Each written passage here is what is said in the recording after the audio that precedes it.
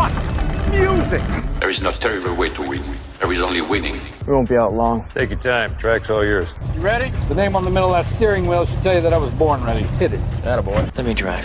I won't make a fool out of you. I got a message for all of them. Shake and bake. What does that do? Does that blow your mind? That just happened. These cars, you sit in a box, a coffin, gasoline all around you. It isn't like it being inside a bomb. It's tough enough being a girl on the track. Living in my dad's shadow doesn't help much. You have to be kind to the car. You feel the poor thing groaning underneath you. No race was ever won in the first corner. I'm gonna give you an engine, low to the ground, extra big oil pan will cut the wind from underneath you.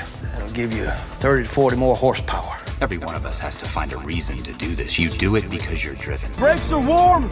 Tires are warm. I'll work in the cars and I'll drive and I'll eat and sleep and I'll work in the cars and I'll drive. Damn fast, and when we run so close together, it requires fantastic concentration and rather special skills. I was beginning to think I'd never be anything more than a piston-happy lead-foot punk.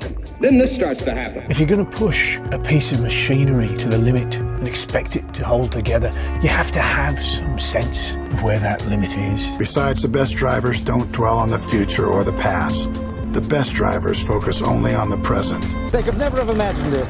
Those pioneers who invented the automobile, that it would possess us like this in our imaginations, our dreams. I'm gonna give you a fuel line that will hold an extra gallon of gas. I'm gonna shave half an inch off you and shape you like a bullet. Somebody put it in your mind you gotta be perfect every time out or you're a failure. Well, forget that. Just forget it. Racing is in my blood. I was put on this earth to race cars. I accept every time I get in my car. There's 20% chance I could die, and I can live with it, but not 1% more. No, Nicky, don't bring the percentages into this. Don't be a pro. The minute you do that, you kill what's good about this. You kill the sport. And at that speed, your reactions can barely keep up with these sudden changes in direction. You ready to put away your toys and grow up? You want me to work the pit and you drive? Fine, we'll try that. The car's a living, breathing thing, and she's alive. If any of us imagined, really imagined, what it would be like to go into a tree at 150 miles an hour, we would probably never get into the cars at all. None of us. Are you ready to become a real race car driver? I am just as good as anybody out there on that track, and I don't need anybody to win my races for me. I wish my daddy were alive to see this, to feel this. And when we get you primed, painted, and weighed, you'll be ready to go out on that racetrack. You hear me? You're gonna be perfect. You don't understand what happens, do you? They make 10,000 cars, they make them exactly the same way, and one or two of them turn out to be something special. Nobody knows why. When I won it was probably the last time I ever felt pure victory. So it has always seemed to me that to do something very dangerous requires a certain absence of imagination. Because I'm quicker than all of you. Soon you will know what it is like to be defeated by the hands of somebody who is truly better than you. The only thing to do here is to drive just as fast as you know how and hope your car doesn't break. And if you no longer go for a gap that exists, you're no longer a racing driver. If you ain't first, you're last. There's 40 other vultures out there who managed to finish the race on their tires. You see Darrell Waltrip using up his tires? There's nothing I can't do with a race car. I mean, hell, isn't that what we're in this for? To stare death in the face and to cheat it? Come on, there's nobility in that.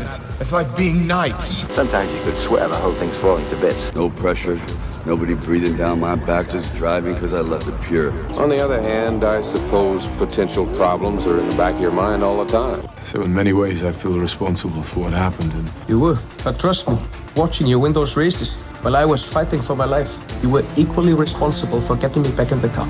You're so lucky. You sit there all closed in by machinery and bolts, precise things. There's hardly any room for you. It must be a nice, safe feeling. Yeah, you gotta learn to trust something. Might just as well be the seat of your pants. A lot of people go through life doing things badly. Racing's important to men who do it well.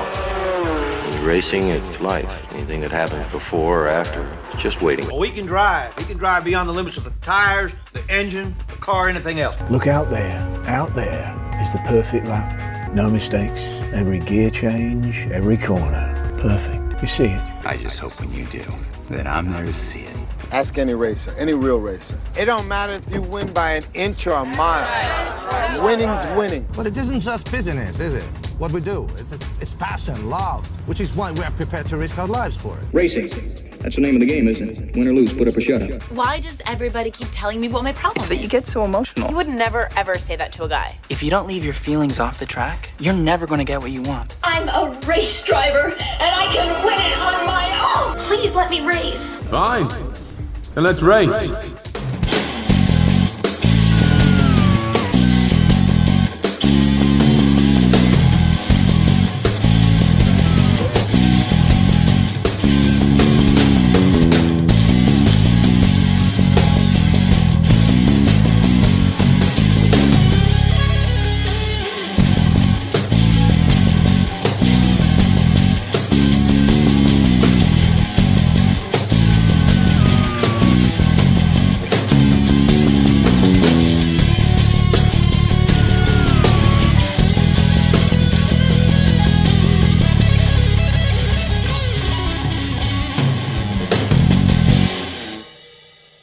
Bonjour tout le monde! Hello everybody and welcome to the French Grand Prix. 1991 has been a fabulous season so far. Plenty of excitement in the Retro Racing Managers League. Jake Sanson here with you for full coverage of pre-qualifying and the Grand Prix itself. The 7th race in the 1991 Grand Prix World Championship season. So much to talk about. It's been a season of trials and tribulations all the way through. Victories for Michael Schumacher twice over in his Ferrari, with races inherited by Thierry Boutsen and Alain Prost after difficulties for various other drivers over the course of the San Marino and Monaco Grand Prix. But the last two races have been all about Ayrton Senna in the Porsche Williams. It's going to be an interesting and very intriguing battle as we continue our exciting tale of the 1991 season. But first, without further ado, we talk about pre-qualifying, which has definitely shaken up a little bit over the last couple of weeks as the cars have now come back from North America. There's definitely a few changes. The Dallara team has an all-new lineup. Damon Hill has joined the brand new Renault team, which has taken over from Reynard, which is now focusing its attentions back on the world of IndyCar racing once again. So there are a few shuffles of the deck. However, things are still as they are painted for Honda. Aguri Suzuki and Ukyo Katayama on the front row of the starting grid. Then Eddie Cheever is third position in the Eurobrun alongside Eric Bernard. Willie T. Ribbs up in fifth position from Carl Wendlinger back in the Jordan. Paul Tracy alongside the new boy in at Jordan for his second and final outing, Otto Rensing. Hideki Noda has put the AGS right up in ninth place. Nicola Larini there in 10th with Alan McNish alongside Emanuele Pirro. Lauren Aiello doing well in the Duracell AGS Judd as well. Roberto Moreno up there in 14th. Then Martin Donnelly improving in the Fon Matal from Joe Winkelhock. Tommy Byrne and Andrea De Cesaris going well. Roland Ratzenberger 19th in his Fon Matal. Damon Hill putting the Renault 20th for its first appearance. Ricard Rydell alongside Jean-Marc Gounod in the second Renault. Eric Comas and Pierluigi Martini in the Minardis. And at the back of the grid, it is JJ Leto and Ivan Capelli in the Monteverdi Vaillants. So we are gearing up, ready for the start here at Magny-Cours. And it's definitely going to be a very exciting duel for procedure. Now, once more, just to remind those of you who may be watching for the first time or haven't watched for a while, the first three teams across the line, no matter what order they come in, are going to be the ones that progress through to the Grand Prix for qualifying. The green flag flies and we're racing in the pre-qualifying race here at Magny-Cours. It's a good start from one of the Eurobruns. That looks like Eddie Cheever trying to mix his way past Ukyo Katayama. So as the field works their way through the first couple of corners already, it's Hondas 1 and 2, just as it ended last time in the Mexican Grand Prix last time out. And rumours are still rife that could be the very last time we race on the Mexico City circuit, certainly at least for the moment. Katayama tried his best to go through there on Suzuki, hasn't been able to do so, and now Cheever trying his best to dive in up the inside. Bernard's got a little bit of pressure. We're seeing red machines there because the Dallara team has had a little bit of a rebrand. And now the Lucchini colour scheme is back on the Dallara again for 1991's duration to finish off the season. It's definitely going to be an intriguing battle. They've also got two Italian drivers in the car now, Emanuele Pirro and Nicola Larini, that have come forward from the Reynard operation to join their Italian counterparts Dallara. So the two Hondas out in front, which is how they usually start these pre-qualifying races. They don't always finish that way though. Everybody has come through to complete the first lap, and it's 36 laps of this Magny-Cours circuit, brand new for the 1991 Grand Prix season. So this is the first lap that's ever been completed in Grand Prix trim. Suzuki, Katayama, Cheever, Tracy, Ribbs, Bernard, Larini doing a good job in the Dallara, then Wendlinger, Noda and Pirro. Tell you what, the AGS cars they've obviously really benefited from their upgrade. New team manager Mike Pittman is definitely giving the drivers a bit of an ultimatum. They really want to push forward. And apparently, AGS is preparing itself for a potential takeover bid. Of course, the big news in the paddock this weekend is the complete and total takeover of the Tyrrell team by the recent energy drinks company Red Bull. The team is now going to be, for the future at least, known simply as Red Bull Tyrrell. Going to be the future name of the squad moving forward. It doesn't change a massive amount in terms of the running of the team. It certainly adds to the spectacle of having the Tyrrell name continuing. And apparently the Tyrrell name is going to be linked to Red Bull in Grand Prix racing for the next 100 years, is what they said, which is quite an ambitious statement. Oh, Damon Hill off the road in the Renault. Skating off the road. That has not gone well at all. So Damon Hill pushing the Renault, trying to work his way further forward. Let's have a replay of him doing so in the brand new Renault car. As he skates off the road. Whoops, that really did... Oh my goodness me. How did he avoid the Colony? But Damon Hill has spat the Renault off the road there, unfortunately. So it is the retirement. It looks to me as though somebody's got a mechanical problem as well further up the road. Oh, it's Joe Winkelhock. Joe Winkelhock's car is on fire. So Joe Winkelhock in the Zach Speed, I'm afraid, is out of this race on only the second lap. So that's the Zach Speed out of the race, and Damon Hill in the Renault dropping back. And Suzuki pulling off! A goody Suzuki, the race leader! And he's come back on the road in front of one of the Modeners. Goodness me, a goody Suzuki. That's very badly timed, and it's cost Bernard quite considerably, as now, look, his car is stranded in the middle of the road. A goody Suzuki... Well, for someone of his experience, that's really quite a lackluster moment there for the Honda team. And it would not at all surprise me if there were a couple of teams that would take issue with that. But Aguri Suzuki, from the lead of the race, has dropped the Honda out of the pre-qualifying encounter. Well, that is drama to start us off with. Very early doors. But Chiba's now through. And look what it's done to the rest of the field. Chiba is now 1.9 seconds back from Katayama. The rest of the field is 7 seconds back. So Suzuki has inadvertently made life very, very easy indeed for his teammate to progress through. Now, that's going to be very interesting to see how that is essentially going to continue to play us out. And I don't know whether there's going to be a few interested parties in the paddock that will try and make something more of that than perhaps there is. Alan McNish. Trying to go wheel to wheel with Laurent Aiello. The AGS team really have found something really special here in France to work their way forward. So, a very exciting run. So, a really exciting run for all of the contenders as they continue to battle away. So, still, the drivers battle on. It's Luca Katayama on his own now. Katayama-san is there. As we watch Eric Comas in the Minardi, they've made a bit of a jump up as well with the Frenchman Eric Comas on home soil. In front of one of the Colonies. Now they've had a complete rebrand as the Colony team have got Roberto Moreno and Andrea De Cesare still in the cars, but they now have Subaru engines for the remainder of the season. So the Colony team, well certainly for the foreseeable future anyway, they have Subaru engines that they started the season with. They have had their deal with Honda torn up essentially in the transition between Lewis Passendale captaining the Renault team and having formerly been part of Colony. So a lot of the sponsors have walked out over this mid-season shuffle. Alan McNish tries again, trying to make his bid on the inside of Laurent Aiello. Carl Wendlinger back in the Jordan, having been replaced last time by Otto Rensing. But the Jordan team wanted to trial the young German driver, so they asked Wendlinger to move aside in Canada. They asked Quincy of Arbatza to move aside here in Magny-Cours, and then back at Silverstone for the British Grand Prix next time out. Both Wendlinger and Arbatza will be back in the Jordans. So still they race on. Katayama in front of Chiba Racing, so this time it looks like it's going to be Honda, Eurobrun, Modena that get through to the Grand Prix. Only 6 of the 13 teams in pre-qualifying have actually made it through to the start of the Grand Prix. That's pretty good going considering we've had 6 races so far. So the competitive and even nature continues then in pre-qualifying as we watch Eddie Cheever running in second position, trying desperately to keep Ukyo Katayama in his sights up front. Certainly not having as easy a time of it as he has had in the past. So still they battle on, and certainly for the moment the Honda in front of the Eurobrunn and the Modena. Willie T. Reeves going very well in fourth position. He's right on board with Laurent Aiello in the Duracell AGS Jug.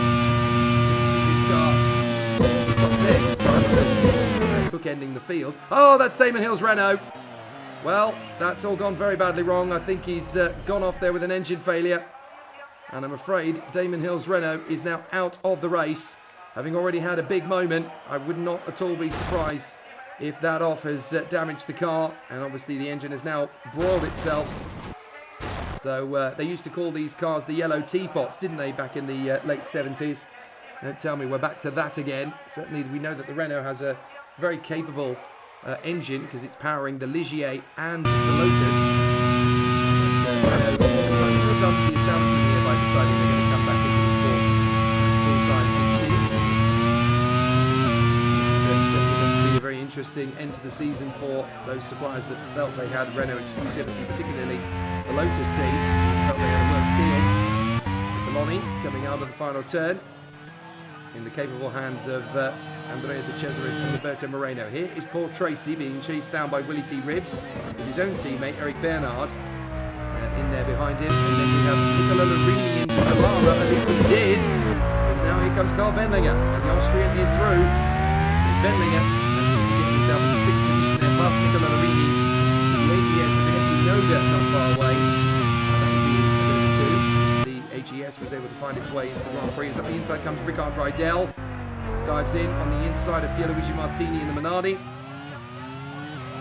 Very solid racing again, Ricard Rydell. Spun off during the Canadian Grand Prix weekend, of course. Sorry, the Mexican Grand Prix weekend, I should say. So off the turn, out of Newhouse and up towards the final chicane and hairpin section. Martin Donnelly continues to of course, 13th at the moment in the Von Natal. Didn't quite get the measure of the car in Mexico, but certainly here it's looking a little bit more prosperous. To the final bend, and onto the home straight again, trying to close in on Laurent Aiello in the AGS and Otto Rensing in the Jordan. Tommy Byrne in fourth position behind them. So Eddie Cheever, the All-American Ford squad, still having a very tasty time of it. Silver chrome livery. Apparently this is a tribute to the Air Force Thunderbirds. So now we've got Tommy Byrne trying again here by Martin Donnelly up the inside line, braking very late, and I don't see Tommy Byrne behind us anymore. So I think the Irishman has gone through in the 13th place. In the background you can see Roberto Moreno gearing himself up, trying to move up a position. JJ Leto has a crack at Pierluigi Martini. And again, it's stalemate between those two cars. Team apparently on their last legs as well. 7 races into the Grand Prix season, the teams are essentially trying to drag their cars home over the course of a very tough season. It's the Subaru, Howard, Coloni trying to get through on the inside of Eric Comas, who has dropped now behind Roberto Moreno, so it's clearly Andrea De Cesaris who's trying to move forward. As there is Ukyo Katayama, 4.7 seconds now ahead of Eddie Cheever. Paul Tracy in third, then Willie T. Ribbs in fourth place from Eric Bernard. And Carl Wendlinger ahead of Nicola Larini. Through the S's, right, left. Oh, Rydell's having to get out of the way of somebody with an engine problem. Someone's had an engine failure of some kind. It's Ivan Cabelli. So Ivan Cabelli in the Monteverde, as the field tries to get past without causing issue. Certainly without having issue. And that's Hideki Noda losing the back end of the car. Well, good save from the Japanese driver. So Hideki Noda managed to recover the car there. Has lost the position to Emanuele Pirro. And now he's got Alan Mitchell at the back end. As Ivan Capelli has already pulled out of the race to retire. We already knew that there were mechanical problems certainly brewing there. We knew that that was not going to be too big a surprise. Not a massive shock in that particular phase of the race. So still, contenders battle on. A really exciting run for all of the drivers onto the back straight. Charging up to the hairpin. Ukyo Katayama up to the hairpin. There's Eddie Cheever, second position. And Paul Tracy having a really solid run as the contenders battle away in fine style. So still quite a long way to go in this race. They have 36 laps for pre-qualifying down here. So let's see how they all continue to progress. It's going to be a really intriguing tussle for the remainder of this battle here in France. Alain Magny-Cours definitely giving it a good run for the moment. So the drivers continue to tussle away. Now let's see what Pierluigi Martini's up to as he goes wheel to wheel there with the Monteverdi. So let's see how this battle is going to progress. Ratzenberger trying to make his move as well.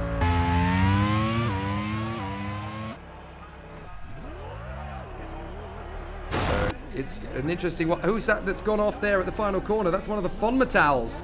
Is that Ronan Ratzenberger, the star of Mexico? Has unfortunately spun it off there at the final hairpin and dropped to the back of the field. So a really interesting situation for all of the contenders, but not exactly the way things were supposed to go as far as the contenders were concerned. Still, we rumble on here at Magny-Cours into the first phase of the pit stops. Now it's worth reminding everybody that you can choose at this phase of the race whether to make one pit stop or no pit stops at all. Just try and make the tyres go the distance. But this battle is still raging on. Otto Rensing trying to make his bid on the inside there of Laurent Aiello and Hideki Noda in the Duracell AGS cars. But that looks like a Real in front of him, so I wonder if there's been a problem for Ricard Rydell and he's dropped to the back of the field in a very similar manner to the way they have been in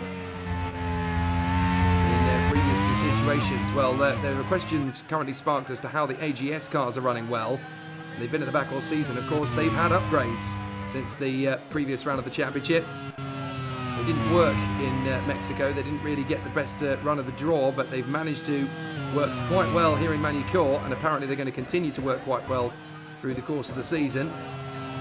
Willie T. Ribbs in a very solid run as he comes out of the Estoril corner and making his way up towards the new hairpin. This is a brand new circuit, of course, for Grand Prix racing at this level. Here's Carl Wendlinger, 6th position in the Jordan. Good to welcome him back after missing the race in Mexico. He did travel to Mexico to be part of the team. So he still decided he wanted to be part of the squad and support the team. Very professional attitude there from the young Austrian Carl Wendlinger. And that's Martin Donnelly making his bid on the inside line there of Otto Rensing as the competitors still duel away. A very exciting run. Katayama, Chiva, Tracy, Ribbs, Bernard and Wendlinger. We're on lap 12 now. Sorry, we're on lap 13, I should say. We've completed 12 laps. It's certainly the Honda of Ukko Katayama going very well indeed with the Leighton House sponsorship on the car. For those watching along for the first time, don't forget that the Retro Racing Managers League, which has a very competitive field of team managers pushing their drivers to go further forward. In pre-qualifying, it is the first 3 teams across the finish line that join the top 10 teams from 1990. However, it's the top 10 teams in the Constructors' Championship at the halfway point that get a free pass into the second half of the season. So the onus is definitely on these teams, such as Honda, Eurobrun or Modena, to try and work their way forward and score some championship points in the Grand Prix itself. If they can displace the likes of Benetton Porsche or Arrows BMW or even the Lola Ferraris, then they have a chance of getting themselves out of pre-qualifying. They want to make sure they are permanent staples of the season rather than trying to get themselves into the Grand Prix. So there is Eddie Chiva in the Ford Eurobrun. We still don't really know what that team's going to be called in 1992, but Ford say it's going to be a big name returning. Up the inside, there goes the move from JJ Leto as he gets past in the Minardi. So a fabulous run then for Ukko Katayama in the Honda, continuing to battle on forwards. So we have Katayama leading the way from Chiva, Tracy, Ribbs and Bernard. Then Wendlinger, Marini, Pirro, McNish, and then the 2 AGS Judds of Noda and Aiello. They spent a massive amount of quantity of their car on upgrading the horsepower of their machine, which is why they've suddenly charged their way through the field at the expense of the reliability of the car. Apparently they've had a very brittle car, even if it's a very fast one now. So it's definitely moved them up the order, but they have a bit of an issue at the moment, apparently, getting to the end of a stint. As up the inside goes Alan McNish. Definitely a driver to watch out for as he dives through there on Emanuele Pirro in the Dallara. There is Eddie Cheever, second position again in the Ford Eurobron. Having a very good run of it at this moment in time. Katayama, Cheever, Tracy, Ribbs, Bernard, Wendlinger and Lorini. In front of Pirro and Noda, and then Donnelly in front of Lauren Aiello, Otto Rensing in the Jordan, and Tommy Byrne is 14th ahead of Roberto Moreno. So Katayama still holding strong here in the lead, as the car he's coming up to lap now is the Fonmetal of Roland Ratzenberger, the man who did such an amazing job last time out in Mexico, charging his way through the field and took on several overtaking manoeuvres of his own. But still a really exciting and anticipating battle at the moment, as everybody's still battling away. So still they continue on. The drivers continue to battle away. Excellent situation for all of the contenders. Still they will duel away for position. On they continue. Fine start. There's Moreno diving through. On the inside of Tommy Byrne.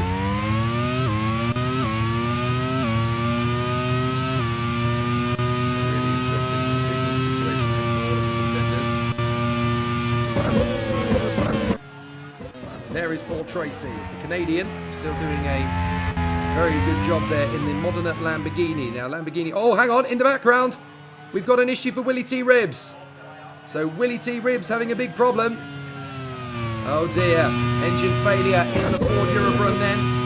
That is definitely not what they were hoping for. Oh dear, it's gone really badly wrong for Willie T. Ribbs now, as the car is ablaze. A really tricky situation there for the contenders.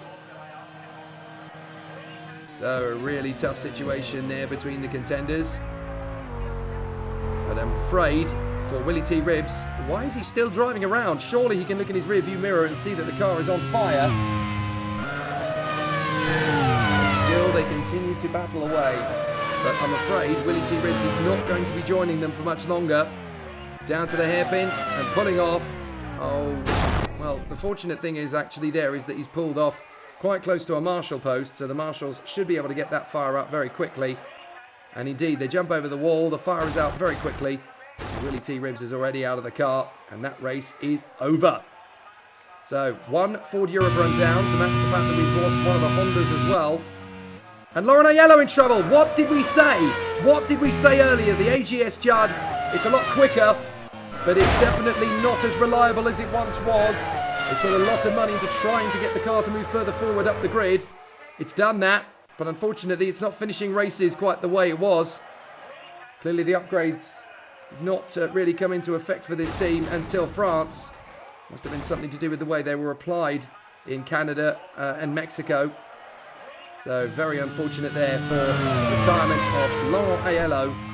Fortunately they do have a second driver, Hideki Noda, who has a chance to get into the top 10 and stay there. Through they come. Katayama, Cheever and Tracy. Those are the top three, and therefore the three top teams in pre-qualifying that are set to go through to the race itself are Honda, Ford Eurobron and the Modena Lamborghini squad. Tommy Byrne is about to lose 12th place. No, he's not.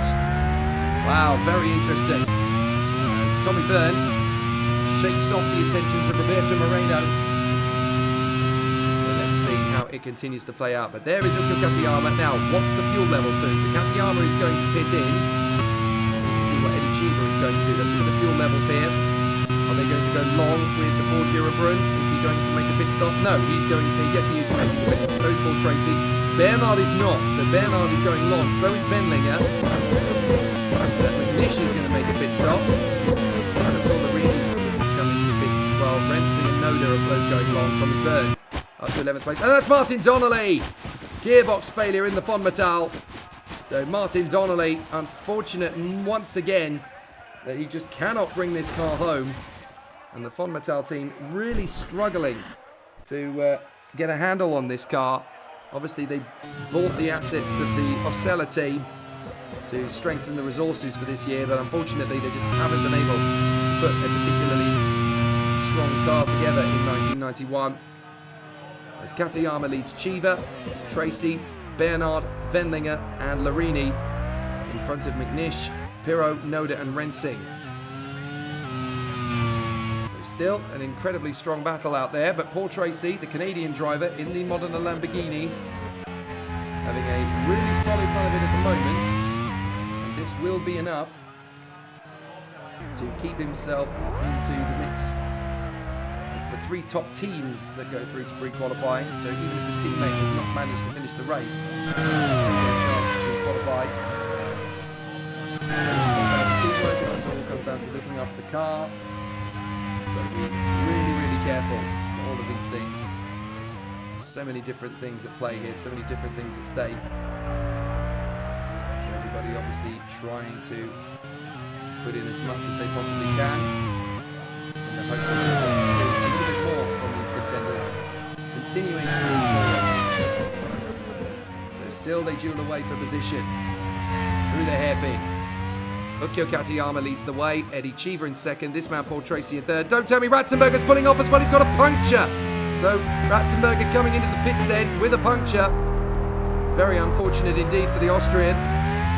He's just been able to make it back. Now he can convert this into a pit stop and hopefully the Austrian isn't going to lose too much time. So he just about gets away with that one actually. That could have been a lot worse, you know. That could have been a lot worse. Unfortunately, the team is able to continue with that Fonmetal, despite the fact that Martin Donnelly has had problems.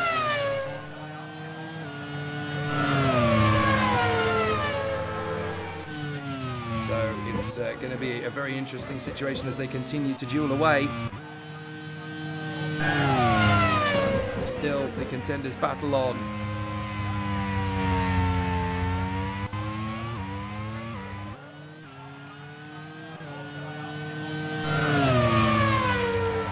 The battle is still joined here as Eddie Cheever continues to doggedly push Ukyo Katayama's Honda. But as they come up to the braking points for the final part of the course, Eddie Cheever is actually finding a very tough run of it at the moment, 10 seconds back from Ukyo Katayama, who's now trying desperately not to trip over the Minardi of Pierluigi Martini. Martini trying to give him space, has done so Ukyo Katayama gets through. No major concerns there as we look at Paul Tracy.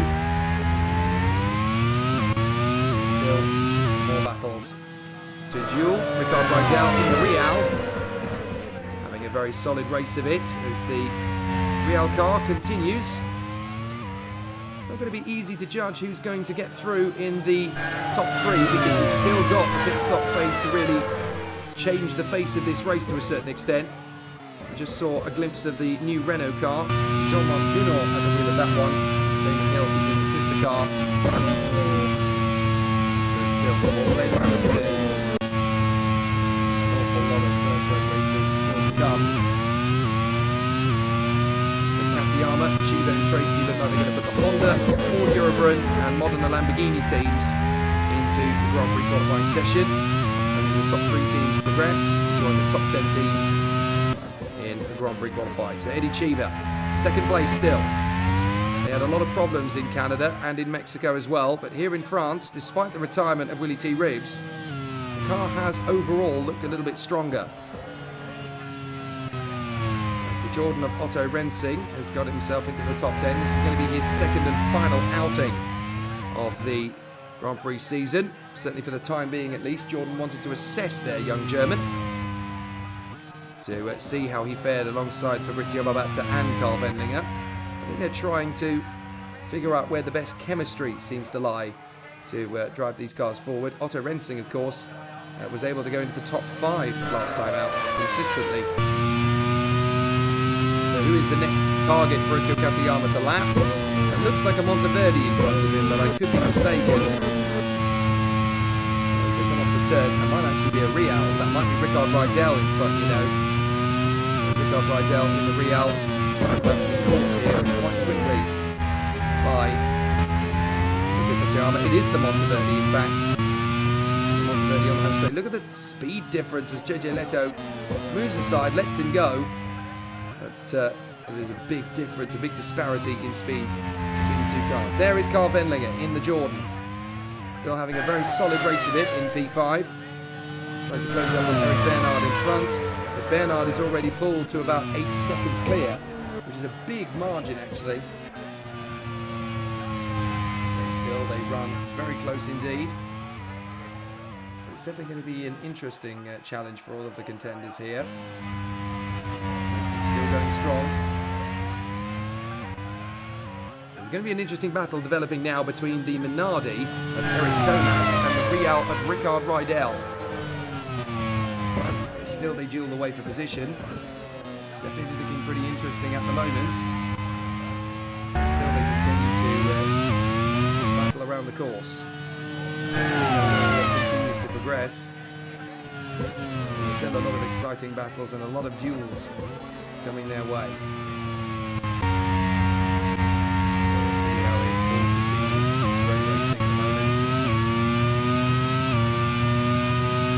Katayama comes into the pits. Now this isn't going to change a massive amount because Chiva and Tracy are all coming into the pits along with Katayama as well. In fact, Chiva's in on this lap. It wouldn't surprise me at all if Tracy comes in on the same lap. As there is Martini in the pits and Comas dueling away with Rydell. And Rydell actually bangs wheels with Comas as he overtakes him.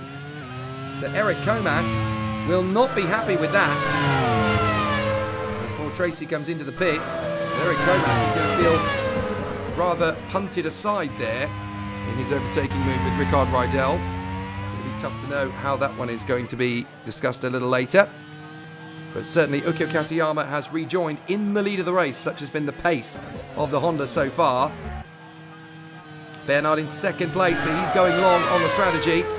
So Chiva is going to try again to get into second position. Well, that did not take long at all. And Eddie Chiva back into P2. So Katayama out in front on fresh tyres. Chiva in his second place. Bernard is third. Up to fourth now has come Carl Wendlinger. Now, Wendlinger, I think, is trying to go full distance here to try and get Jordan back into the Grand Prix again. So, Fabrizio Barbazza on the sidelines this time after this 2-race deal led by the signing of Otto Rensing, the team's test driver, joining the squad. The team boss Topher Smith wanting to trial Otto Rensing in a racing condition rather than just in testing. So asking Carl Wendlinger to sit aside last time out in Mexico, and now he's asking Fabrizio Barbazza to sit aside this time here in France. And we're looking at Jean-Marc Guerin there briefly. Tommy Byrne, however, in 13th position, trying to chase down Roberto Moreno in the Coloni. 18 cars still running on the 26th that started. Big dive up the inside here from Katayama, who's actually looking to set a new fastest lap if he keeps this going. So Eric Comas in the Glenfiddich Minardi. Continuing the charge forward. There is Katayama. Eric Bernard in third position. Still having a very tough race of it. Andrea Di Cesare comes into the pit lane. Pierluigi Martini's trying to get away from Roland Ratzenberger. There's Carl Wendlinger, fourth position for the Austrian. Rydell comes into the pits. So I wonder he might actually have picked up a little bit of damage there from the incident with his competitor. So Rydell battling away with Eric Comas, and it really didn't work out well for Rydell. Didn't work out particularly well for Comas either. So as if one's benefited and the other has squalid. And here's Jean-Marc Guerin, who's currently dueling away with Ricard Rydell, the new Renault car, which has been, let's be fair about this, has quite been rushed ahead of this Grand Prix debut for 1991. I think they were actually intending 1992, but the board of directors wanted Renault to start straight away with their development car. And they say that 1992 is when they'll not only get into Grand Prix, and as they do so, they'll demonstrate that they belong back in the sport as a works outfit for the first time since 1985. There is battle from Tommy Byrne, the Irishman. Still having a very solid race of this. Continuing on in a exciting and fun style. Katayama tries again here on Ricard Rydell. Rydell not really giving the Honda a lot of space. That would have kept Ukyo Katayama sweating a little bit there. He really didn't need that at this stage of the race. So Katayama-san continues to lead in front of the Real, on the road at least, of Ricard Rydell, who's just been lapped. But Eddie Cheever is 7 seconds back. There he is in the background. You just saw him coming out of the final hairpin and getting back into touch with Ukyo Katayama in the lead. So Cheever second and Bernard third. So Carl Wendlinger is doing his best to try and catch up to Eric Bernard. Paul Tracy is the one who's on the back foot, but Bernard and Wendlinger actually going wrong on their strategies has actually helped them rather than hindered them. And they didn't need to change tyres at the last pit stop, so that will have helped a little bit as well. Down the back straight, all going well for Paul Tracy as Emanuele Pirro is coming to a stop in the Dallara. Very unfortunate for Emanuele Pirro.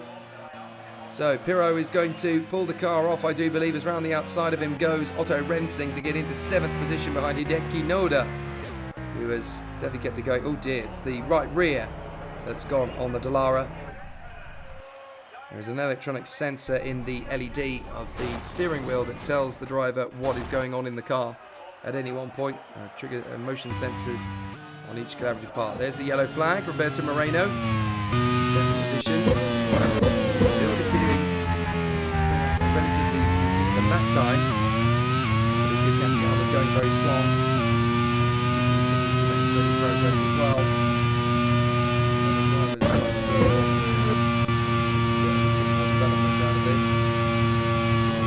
Onto the back straight. Katayama, Cheever, Bernard, Wendlinger, Tracy and Noda from Rensing, McNish, Moreno and Tommy Byrne. That's your top 10 at the moment. Don't forget, only the top 3 teams actually get to progress through to the Grand Prix. There's a lot of work still to do here. We've got Tommy. Oh, that's Tommy Byrne. Tommy Byrne, who had worked his way into the top 10. I'm afraid it's all come to nothing now, so Zach Speed, oh, that's the second Zach Speed car on fire in this very race. Well, I really hope that Tommy Byrne has seen that, and he'll want to park it relatively quickly, as close to a marshal post as possible. As Ukyo Katayama watches as Tommy Byrne drifts off the road in the final turn, right by a marshal post. Very smart thinking there from Tommy Byrne, who unfortunately ends Zach Speed's challenge here in Magny-Cours. No points, no progression. There is Eric Bernard now moving up into 3rd position as Eddie Cheever continues to hustle the tail end. Luigi Martini trying to get out of the way in reasonable time. I can't tell if that was Comas or Martini. I think it might have been Martini getting past Comas. Allowing the second race car of Cheever to get by there. But certainly the Japanese driver Ukyo Katayama having a very decent race of it as he continues here on lap 29 out of 36. 8 to go. It's pretty high here in Magny-Cours. It's a very hot summer. It's Eddie Cheever.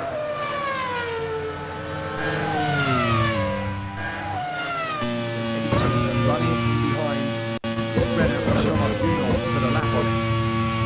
That car really does need a little bit of grunt work. Apparently there's going to be more to come from the Renault Works factory team. Ultimately in 1992, but certainly for this season they've said expect big things from us in Germany.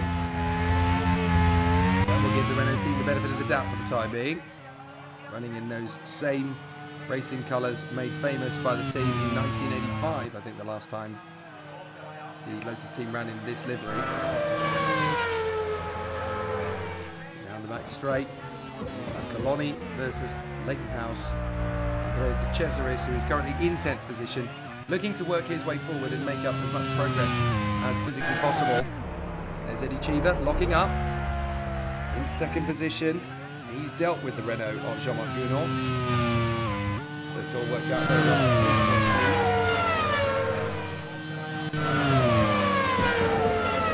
Still, they continue to duel. Katayama, Cheever and Bernard. It's almost the same teams going through as last time. Eric Bernard still running well in third position, upholding the honour for the modern Lamborghini team. If anything happens to him, though, then Wendlinger, the Jordan, is going to be the next recipient. He's going to be the one who benefits there. As he currently finds himself in fourth position, Carl Wendlinger, hoping that one of the drivers up front uses a bit of time and he can catch up, or that he can catch up on pure pace, or that there's a mechanical issue or a difficulty that drops the drivers up the road out of the race. It's a tough thing to wish for, especially when it's unlikely to happen at this late stage of the proceedings. So it's all looking good for the Honda team. 6 laps to go in this pre-qualifying bout. And certainly Ukyo Katayama looking very calm and collected at this moment in time. So enjoying things from his point of view. Very much finding good raw pace up at the sharp end of the field. Meanwhile, we have Eddie Cheever in second position, still having a good run. Eric Bernard in third position in front of Wendlinger and Tracy, and then Hideki Noda in P6. Rensing, Ignish, Moreno, and De Cesaris in the top 10. Wendlinger, wait a minute, what's happening with Carl Wendlinger? He's swarming around all over the shop at the moment, and it doesn't appear to me as though Wendlinger's got any kind of problem. Certainly nothing's coming up on the LED. But look at Wendlinger, the car is all over the place as he's now got Tracy all over the back of him.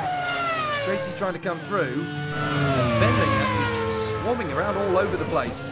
Takes completely the wrong line into the Maison. Once again, holds the inside line, gets a faster exit off the turn. And there might just be a bit of a battle here, Brick. What is Carl Wendlinger doing? This is a very tough defensive tactic from the Austrian. There's not really a lot that De Cesaris is actually going to be able to do to compete with that. Oh, sorry, no, that's Tracy, isn't it? I do apologise. So Paul Tracy trying to work his way forward into fourth position. Currently being thwarted by the defensive tactics of Carl Wendlinger. Mind you, Wendlinger has now dropped back behind him. So Tracy has got through into fourth position, and the next target for Carl Wendlinger to try and thwart is the Japanese driver Hideki Noda. Paul Tracy still in front of Wendlinger, who's still not quite ironed out whatever the issue with that Jordan was. So with just a few laps to go from the end, it is looking pretty grim. Saying it's Carl Wendlinger. Back on board with him. He's just checking the eye on the rev limiter there as well, because that's a very telling telltale sign of who's doing what and how in terms of racing at this level. There is very talented and able, German driver Otto Rensing, who spins it. So Rensing, I'm afraid, has spun. Oh, sorry, no, that's Wendlinger. That's Wendlinger. So I thought it was Rensing, but it's not. It's Wendlinger who's actually dropped it. Rensing laps his teammate, or passes his teammate, I should say. Oh, what is Carl Wendlinger playing at? A very tricky race battle for him there. And that really is not what you want to do in front of the bosses. When he insisted during Mexico, I should be in this seat, you shouldn't be dropping me. Well, they decided to go for it. It's certainly a very tough and difficult situation for all the contenders. Eddie Cheever has dropped to 10.9 seconds deficit off Ukyo Katayama. And Eric Comas going off! Oh my goodness! That is a huge accident in the Minardi, right in the path of the Modena Lamborghini. Oh my goodness, and that was all caused by a puncture for Eric Comas, who is out of this race. Dear oh dear, Eric Comas, very lucky not to get completely collected as he came on the course in front of Eric Bernard. I said Tracy initially, but it's actually Eric Bernard in third. Wow.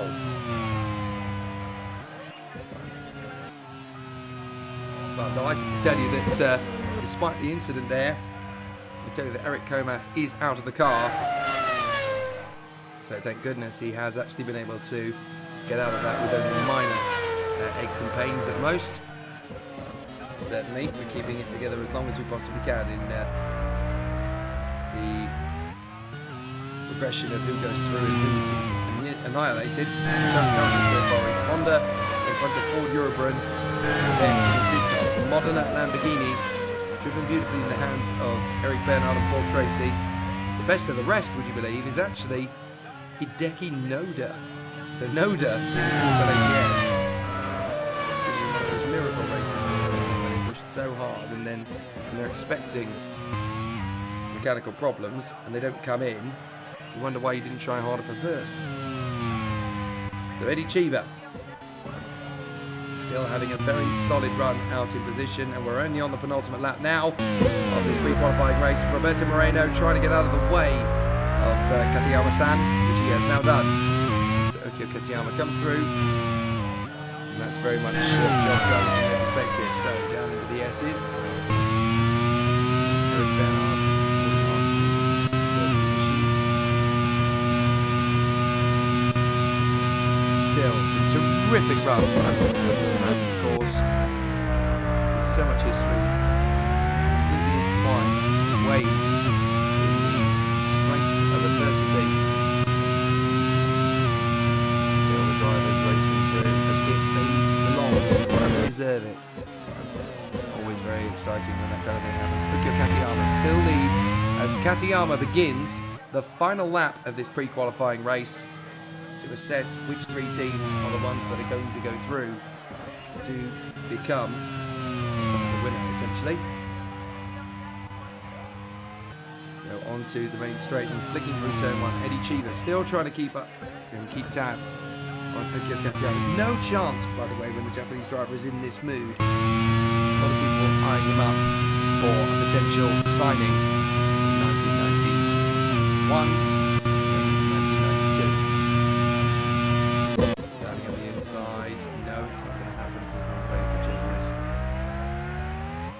Position, and that actually could be Moreno, thinking about it, because Moreno is actually in front of him. But up in front, Ukyo Katayama has done what he needed to do. He's extended the gap in fine style, and he continues to lead in the closing stages here at Magny-Cours. The gap has opened up to about 12 seconds, but that's all irrelevant. It's all academic. The man up front is the one you want to keep an eye on. Ukyo Katayama goes into the final few corners of the race. Paul Tracy has actually now. He's having difficulties with the Eric Bernard magnitude, but Ukyo Katayama has crossed the line out in front and done a fantastic job. There he is. Katayama puts Honda through once again to the Grand Prix. Second place for Eddie Cheever and third position for Eric Bernard. So we now have confirmation it is going to be the Hondas that go through, the Ford Eurobans that go through. In third place, there is Eric Bernard, who will inherit final place on the podium anyway from his Swedish teammate. Progress. Hideki Noda's done a grand job in the AGS, just keeping it nice and tidy in the much faster, much more nimble car. Fifth position. So a fabulous end then to a terrific battle as Katayama, Cheever and Bernard will be joining their teammates Suzuki, Ribbs and Paul Tracy in the qualifying session for the Grand Prix later today. Otto Rensing coming across the line. Another strong finish for him. And this time, it does not result in you getting pole position for the OK Junior. Apologies. The Junior final. Battling away. Katayama, Cheever and Bernard. First three cars across the line. And there is the final result then. Honda, Eurobrun, Ford and Modena Lamborghini. AGS so nearly getting through this time. And that would have been their first qualification. The Jordan of Otto Rensing, the Real of Alan McNish, Carl Vendinger in his Jordan, and the two Coloni Subarus in the top 10. Ahead of Ricard Rydell, Jean-Marc Gounod on the brand new Renault, JJ Leto, Pierluigi Martini, and Roland Ratzenberger. Retirements, Eric Comas, Tommy Byrne, Emanuele Pirro, Nicola Larini and Martin Donnelly, with engine failures for all further back. Aiello, Ribbs, Capelli, Hill and Winkelhock. Aguri Suzuki had a frozen transmission. So a very tricky situation there for the contenders. As you've come to expect now, the Honda is the car that manages to set the pace up in front and claims the fastest lap of the race. So a very exciting battle continuing on its way then, as the drivers are gearing up ready for more exciting action. The next race on track is the French Grand Prix.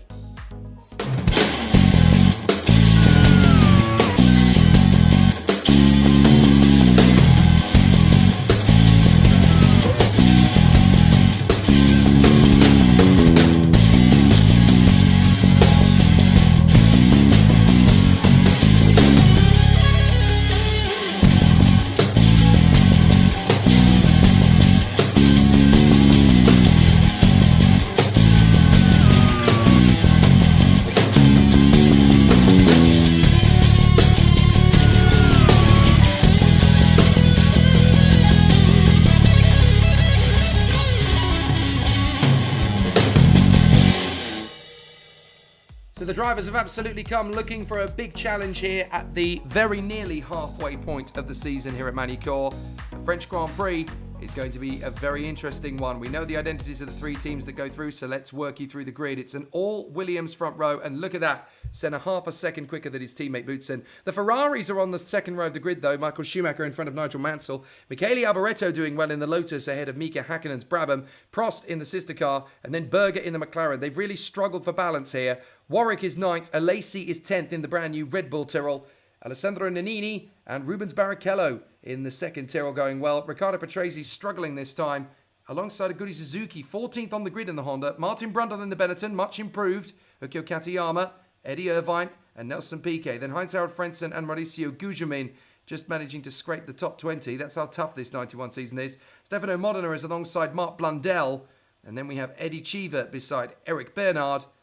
And then in the final two positions of the grid, it's Paul Tracy and the American Willie T. Ribbs. So we are going to go racing then in fantastic style here at Magny-Cours. 72 laps of this new circuit of the 1991 season. A pair of Williams Porsches, a pair of Ferraris, the Lotus of Michele Alboreto, and the reigning world champion Mika Häkkinen in the Brabham. Let's go racing! A fabulous start to the French Grand Prix. It's a good one for Senna. Pretty good one for Boutsen as well. Mika Häkkinen swamped a little there. As Alboreto comes through, so does Berger. Yeah, well, Berger's made up 3 places already. It's a terrific start from the Austrian. This is why the McLaren team was so keen to retain Gerhard Berger's services in the McLaren for 1991. Well, if you can't have the title winning rider, certainly have a racing car. And up the inside, Alboreto. 6th position. Looked like Alain Prost was on the move there. He managed to storm up and get past Mika Häkkinen and a few others as well.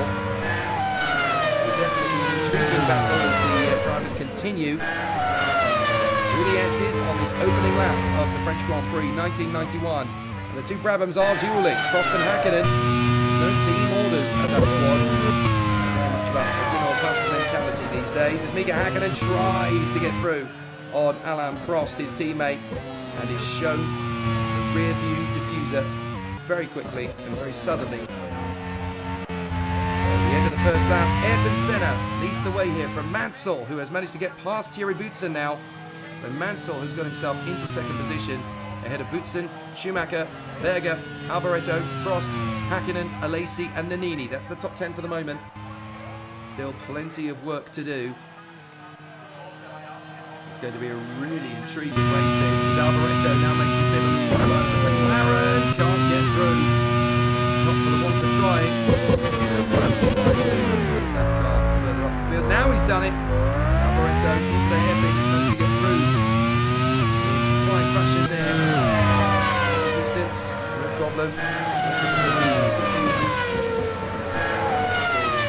Beautifully well. Boutsen, Schumacher, Alboreto, Berger, Prost, Häkkinen, Alesi and Nannini.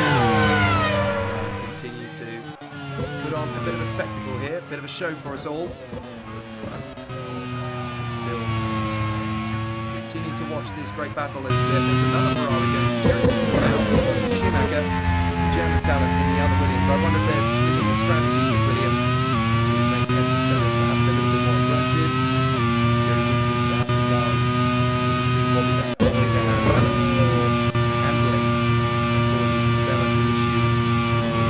Yes, there are a lot of straights, but you'll lose everything you've gained on the straight in the chicanes and the corners to nail it and get it right.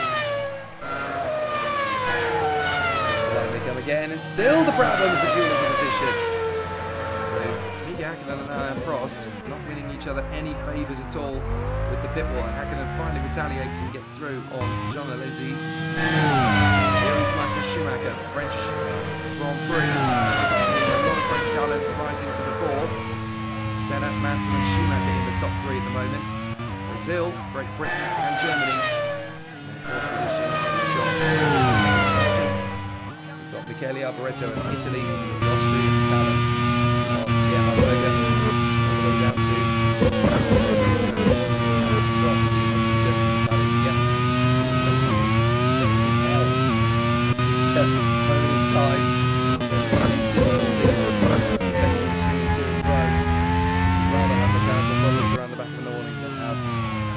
disapproval of somebody like that.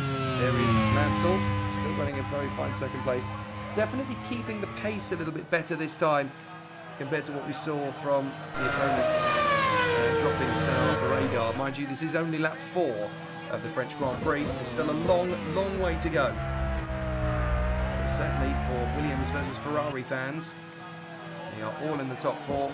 The Williams cars being separated by the 2 Ferraris. There's the move from young Rubens Barrichello, I do believe. Oh no, wait, is that Jean Alesi? He's in fact Barrichello. Senna. There is Jean Alesi in position ahead. It was ahead of Mika Häkkinen. Stuck. Over the top of the crest. So good start to proceedings. We're on the end of the 4th lap. It's 3 comes Nigel Mansell in the Ferrari. Still a lot to do. There is a problem for the arrows. That looks like Nelson Piquet. Nelson Piquet appears to be slowing. And there is the confirmation. Nelson Piquet brings the arrows to the gravel trap on the 5th lap of this Grand Prix. So I'm afraid Nelson Piquet, a very short trip to Magny-Cours for him in the grand scheme of where everybody else has been. So very disappointing. Paul Tracy. And he's slowing now. Paul Tracy in the Modena Lamborghini is slowing. As Alain Prost continues to duel away here with Mika Häkkinen. Still they scrap on, but I think we're going to lose that marker. Very slow termination for Paul Tracy in the Modena Lamborghini. Looking at what I believe is his teammates. And there is the confirmation. Paul Tracy out of this race. I was going to say, this is confirmation about how good things are at the moment. We're not really going to see more pace and more vitality. But certainly the determination and focus is what you need to succeed at this level. It's a very exciting and enticing job of being at the front end of the field. Here's Michael Schumacher still trying to keep the British driver in front of him as much space as possible, whilst also giving him just that tiny bit of added pressure. Shake off the intentions of Alboreto. Alboreto looks pretty fired up today, I would say. Italian. Going to give him a little bit more feedback period. Senna leads the way from Mansell, 3.4 seconds. Schumacher is in 3rd position. Boutsen is in 4th. Alboreto, with his rather dead Lotus, is now in 5. There is Senna in the Porsche Williams, though. They're having a very sturdy run out in.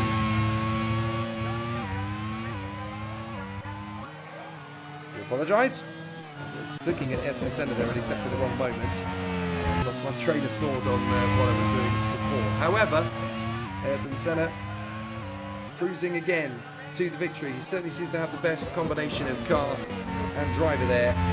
Everybody else will be running scared. And certainly the last 2 races, you could argue maybe the last 3 races with Monaco in the mix there as well. When he retired, there could have been a chance for him to score big points here this weekend, and it's all gone away. There is Ayrton Senna and Michele Alboreto now trying to make his bid on Thierry Boutsen in the Williams. Go for it. The Lotus could really do with a scramble goal. The 3rd or 4th or 5th would be very fortuitous indeed. Way further forward. There is Nigel Mansell in the Ferrari, and a very solid race. Here comes Gugelmin. Finally going inside. So money to Gugelmin.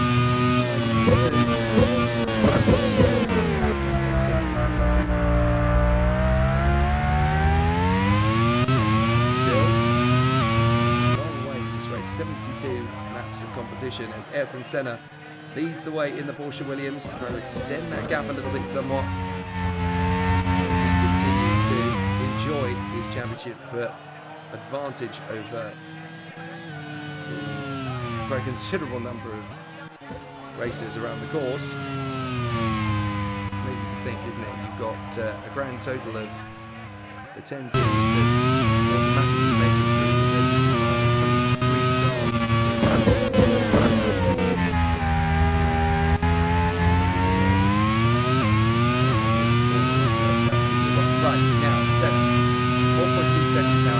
Mansell. Frentzen in the sole surviving arrows, trying to get further up. He currently sits until Frentzen outside the box. So it's been a miserable time for the arrows deep.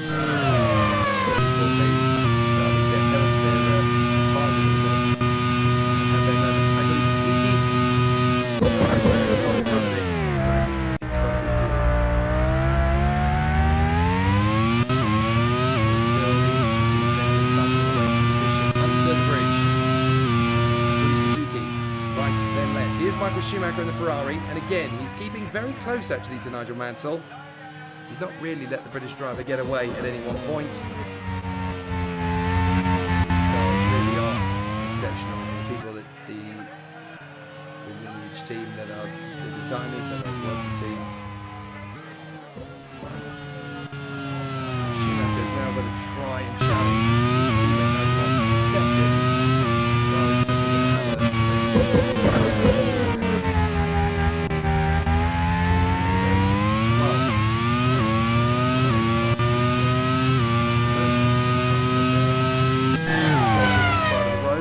There's been some char-grilled cars. Rather difficult situations.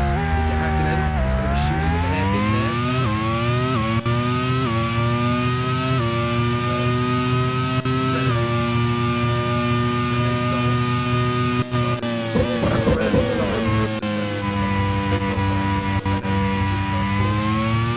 Alive and well in both the Lotus and Michigan squads. They're still doing a good run of it. We're getting towards the first round of pit stops, but it's a long old race here in Magny-Cours, 72 laps. So now it's going to be quite interesting to see how things are going to continue to progress. I really want to see how all of these guys are just steadily edging themselves into a better position. Really solid race. Aguri Suzuki in 17th position is now being hustled by the arrows. Shows even though it's not.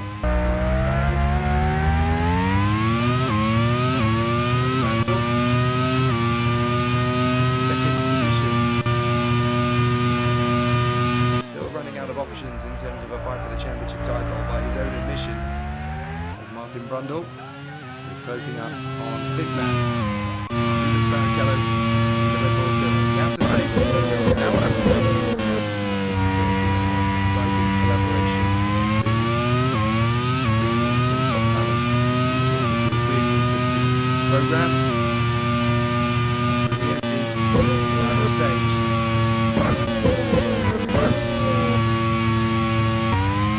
Through that Grand Prix, but just on the run to Indianapolis. 10 laps completed of the 71 laps. My apologies, I assumed it was 72, but it was 71. So what Senna actually needs over Mansell to be comfortable is a lead of 36.3 seconds or something. So that's the Schumacher really started wrong behind the Williams of Ayrton Senna, who's having a very interesting season. The first 4 races did not go according to plan. There's no two ways of saying that. But certainly on the North American wing of Grand Prix racing, he won the Indy 500. He also won Paul Ricard, but he carried that over to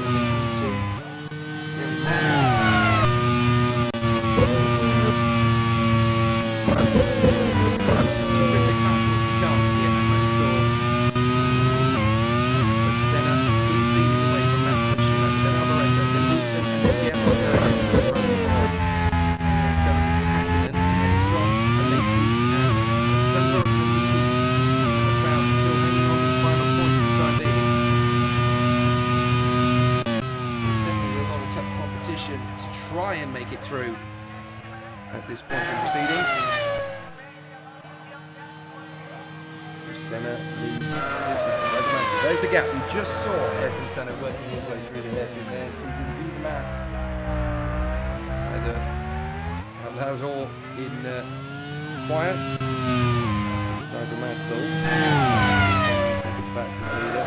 Schumacher's considerably closer than that. It's only just a whisper over a second.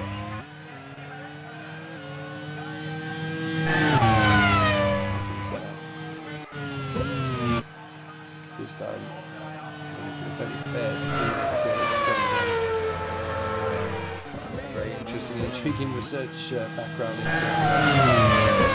technology.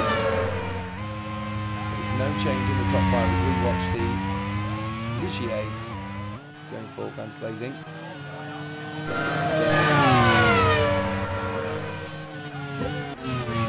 There is the other Renault slingshot engine car, the other Renault engine car, I should say.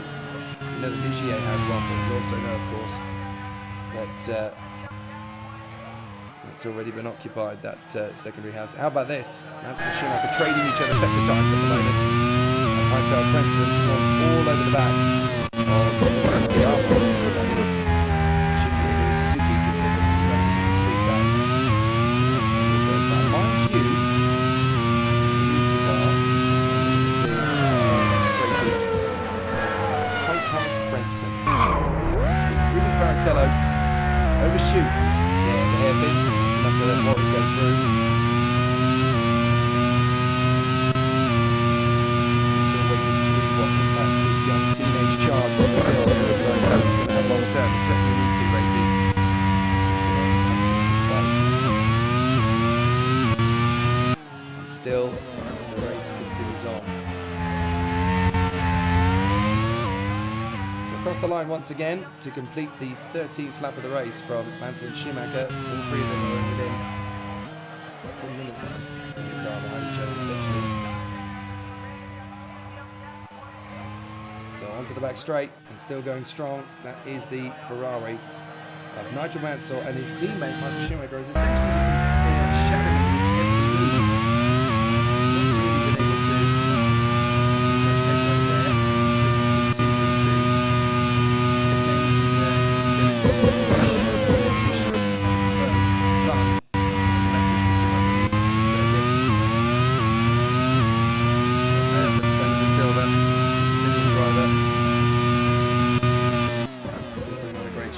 inside, that's Patrese trying again his back on this ridiculous new British Broadcasting Corporation. It's off when he decided to have fun. I suppose is the best way of describing that. Mauricio Gugelmin in a low Ferrari. There's Eddie Irvine in the Ligier. He's had a bit of a miserable weekend here at Magny-Cours so far. He's not had solid space or pace.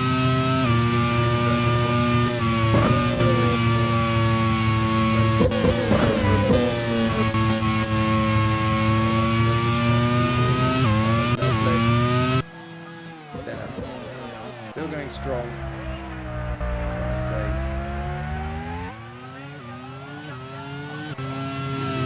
Opportunity to see what's set up. Paul Ricard behind him. In 7th place.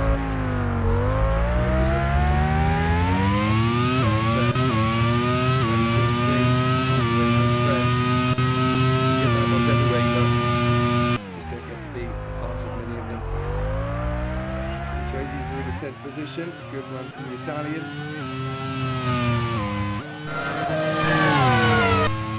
There is the duel up front. Nigel Mansell. Then we've got Okakata struggling to fend off. There's so many battles in this Grand Prix, and we haven't even reached the pit stop stage of the race so far. It's unclear as to who is going to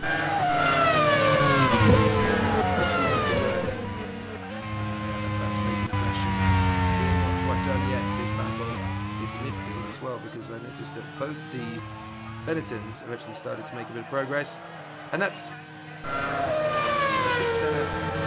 still in front of Mansell and Schumacher. For a moment there I thought Senna had a problem and we were looking at the new race leader, slight technical glitch there, but certainly Senna, Mansell, Schumacher is your top 3. Alboreto is going a relatively good start to the race. Lotus in 4th position. So I would suspect that we're going to have Ayrton Senna pushing all the way to the end, because that's what he generally tends to do. Assisting the squad. There you go with it. On the back straight, this is the Honda. Right there. German, the guy in charge of the rest of the decision making.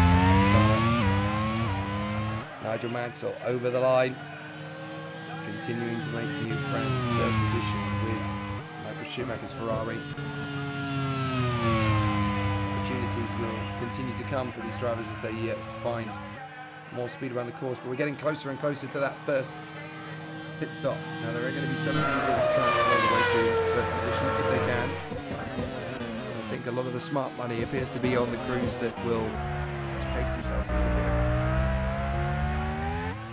So off the hairpin goes Schumacher. Behind him he's got Alboreto, Wilson, Hakkinen, Berger, and Lacey.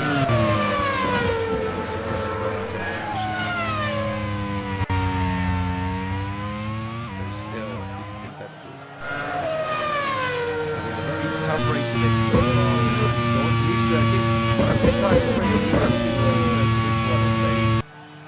are obviously still recovering from what happened last time. Bush was booked. They ended up now having a problem himself there. He had absolutely nothing to do with that particular challenge. Senna, Mansell, Schumacher. We are on lap 18. Of the 72 lap French Grand Prix 1991. But certainly things are looking not bad in terms of the Constructors' Championship for Ferrari, but they are still struggling to match the raw one-lap pace of the Porsche in front. And that is the news that we'll see a little bit more then from the back marker. No, sorry, that is McLaren. What am I saying? McLaren is Berger. Dropped to 7th as opposed to being 6th.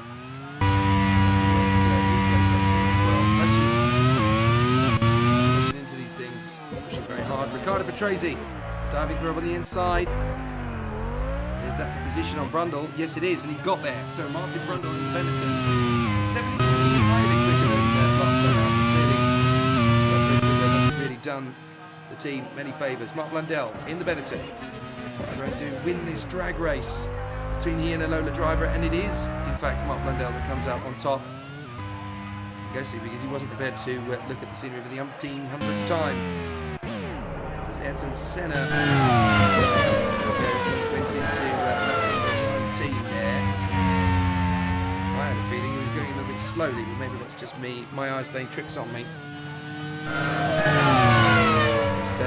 Mansell. Derek Warwick is out of the race in the Lotus. Now, I'm not entirely sure what's happened to Derek Warwick, but as you can see, they're approaching the scene of the incident, and Derek Warwick in the Lotus, unfortunately, having to be recovered. I'm afraid we didn't see what happened there, but that's got to bode a little bit nervous for Alboreto, who is on course to do a fabulous job, and continuing on in verve and vigour.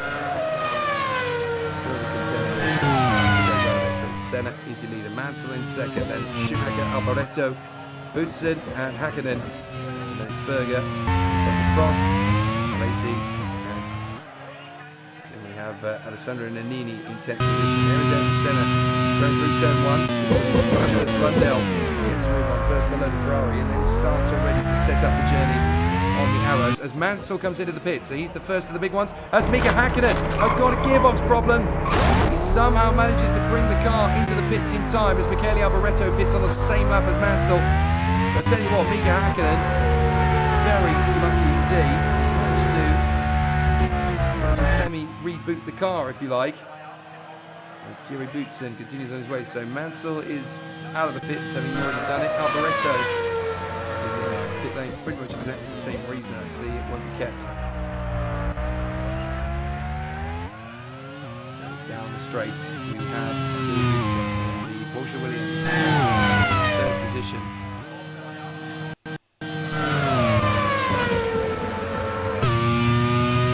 Now we find with Michael Schumacher, 12th position.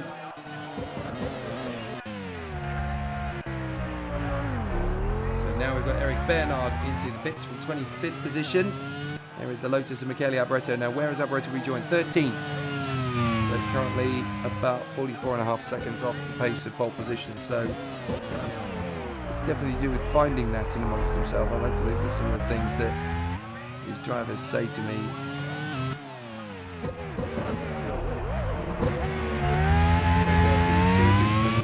So trusty little car to the side of the road there, trying to have a look to see what he can do to improve it over the sessions. And he's reportedly told to calm down. So Senna, Schumacher, and now up to third position has come Thierry Boutsen. So Thierry Boutsen in the second of the duels up there on the course to try and increase the speed.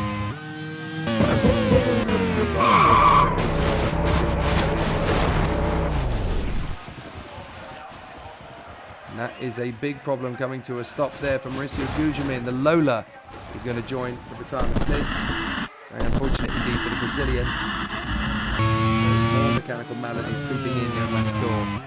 The race leader at the moment is Thierry Boutsen, is it? No, there's a timing glitch error. That's what it is. So there's a timing glitch error, which seems to consider every driver coming through pretty much that they are, in fact, leading the race. Just down the road. I'd love to go around that at some point. But it's going to be interesting run. Race battles here all the way through. Senna is just 13 seconds ahead of Michael Schumacher. Big Burger. We have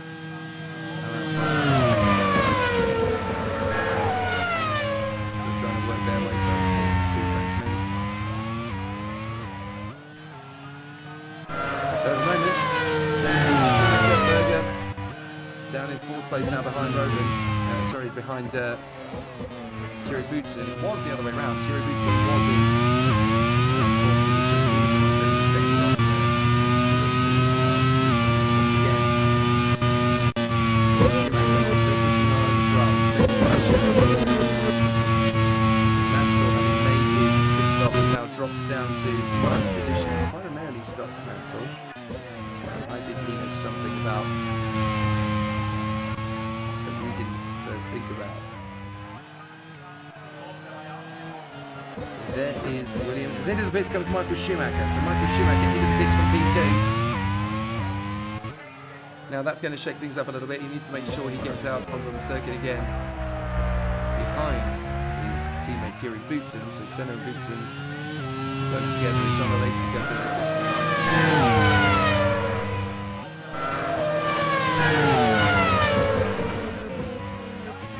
pits has come Alesi and Bernini, just squaring off in the top 10 for the time being.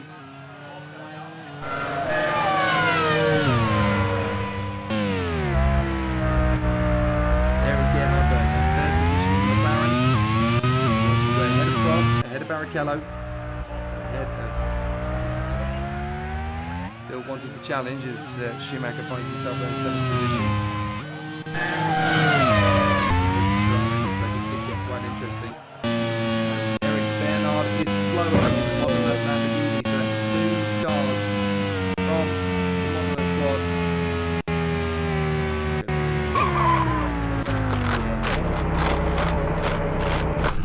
So Eric Bernard is going to be a very tough time of it there. Pretty well for him as far as the board, if you like, battling away for position, but there's still quite a long way to go in this one. We're on lap 24. Mika Hakkinen pitted early, put himself in 12th position now as a result of pitting early. Here they come into the chicane. As you can see, Thierry Boutsen now into second position in the Williams, still trying to find it home. Berger third. Lost. Mansell sixth, is I think.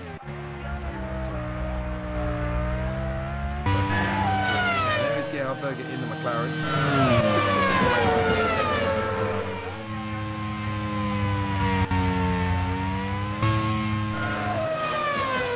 There's Eddie Chilton with the Ford Eurochrome trying to work his way further forward.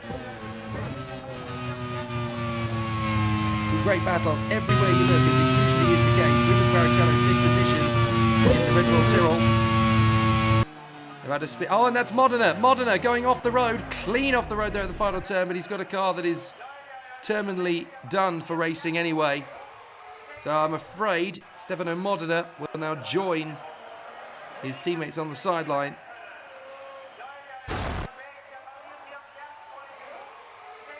So So there is the very solid sight of Mauricio Gugelmin's Grand Prix car.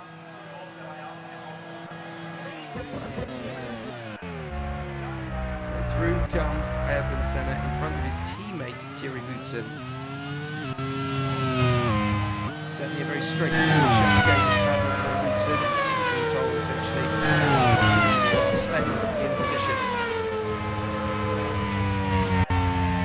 It's such a hard put though when you know that your team is being told that they're the team now.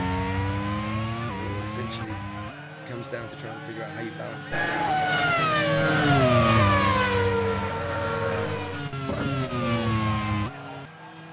So now there is Aguri Suzuki dueling away with Benetton. That's Honda versus Porsche. Two entities that have often joined forces together, and it smile with a very happy.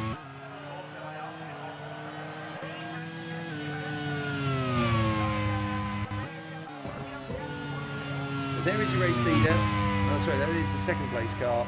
Thierry Boutsen in the Porsche Williams. They're having an absolutely sizzling run out there as we approach the half-distance mark. We're still quite a few laps away from actually sealing it.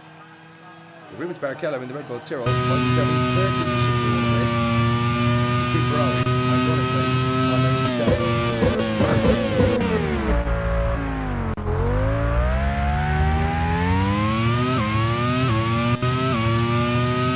Still, these battles rage on. Thierry Boutsen, second position in the Williams.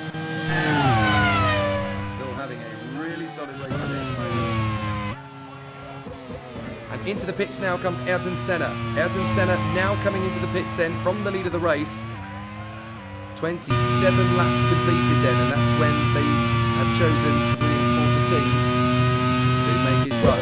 Thierry Boutsen is going to inherit the lead, I think. Well, he might not inherit the lead actually. Boutsen comes across the line. Boutsen is actually going to just miss out on taking the lead from Senna. Look how close it was. Car in front is Ayrton Senna in the Williams Porsche, and as you can see there, nose to tail. So this is great news for Senna, keeping his position essentially. Barrichello picks in at the end of the lap as well. But Thierry Boutsen staying out of a wide a little bit longer.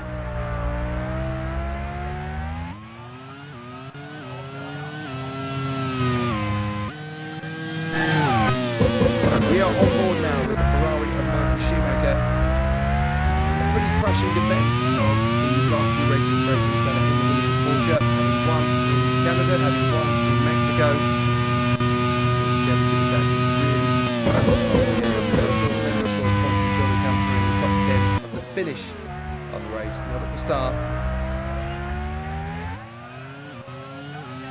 So there is Gerhard Berger in the McLaren to shake off the machinations of Ferrari. It's Thierry Boutsen, the Belgian in the Williams, comes into the pits second on the starting grid.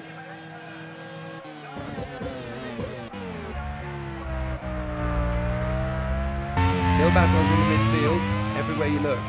Michael Schumacher.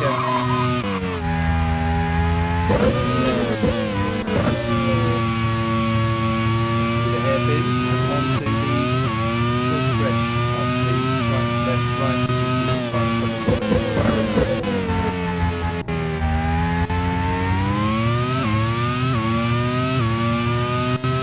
across the line, we've got Senna in front of Schumacher and Mansell now. So Schumacher has actually managed to gain a position on his teammate Nigel Mansell in the pit stop phase. Fourth is Alboreto, fifth is Boutsen.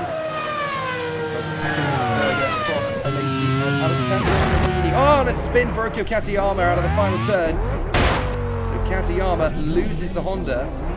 Coming out of the final corner, he rejoins. And hopefully he's not going to block anybody, but he's got to be careful when he moves. He's got the arrows. Cars have been past him at this stage. That is a precarious position for the race to potentially be neutralised. I mean, they're not travelling very fast because they've had the torture procedure already discussed at length. There's a bit of a spin turn there from again, right enough.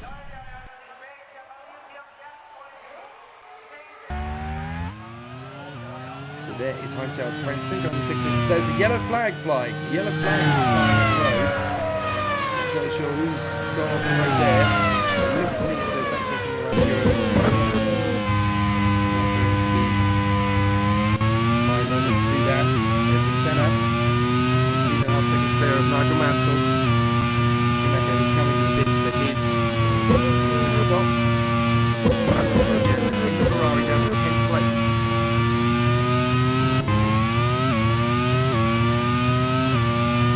Great to listen to this on board. Now, as a result of that great pit work, Nigel Mansell is in second position behind Ayrton Senna, but it doesn't feel like he's got quite so much work to do as he had in the previous encounters he had with. So Thierry Boutsen is now showing up on the dial.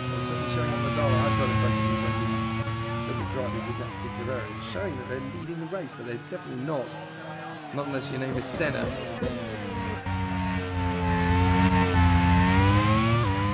So Senna leads Mansell and Alboreto, interestingly enough. Alboreto has just been quietly getting on with it, the Italian. On that straight. Ferrari still looking at them.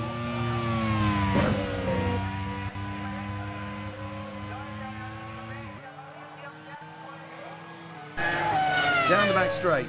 Senna is 19.9 seconds ahead of Nigel Mansell. It's almost as if he didn't make a pit stop at all. So still they run on. Senna, Mansell, Alboreto in third in the Lotus. This is a really good run for Michele Alboreto, in fact. We can be very happy with the way that this is currently progressing. So Senna, Mansell, Alboreto, Boutsen, Hakkinen, Berger in sixth position, and Prost, Alesi, Nannini, Schumacher. Barrichello is 11th in the Red Bull Tyrrell, and then we have Patrese in 12th position ahead of Brundle and Irvine. And everybody is remained on the leading lap, except for Frentzen and downwards. So Frentzen is currently in 15th position in the arrows. There's Nannini into the final turn. Onto the home straight once again.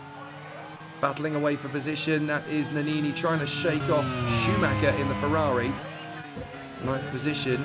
We're right in the midst of all of this strategy, interesting battle. So Alboreto, 3rd position in the Lotus. That would be a great result for the Lotus team if they can hang on to a podium. There's Schumacher making his bid on the inside of Nannini, and he is through. 9th position for the German. That definitely gives him a little bit more to be excited about as the race continues. A decent amount of torque through the bends, but there's also got superior balance. So, turn and down the right straight once again. Senna, Porsche, definitely looking strong in 1991 as a championship contender. He's won 2 out of the 6 races so far. Certainly has the most formidable car and driver pairing for quite some time. It certainly helps us too. Focusing on the intriguing battles around here. So there is Alboreto, currently running in 3rd place.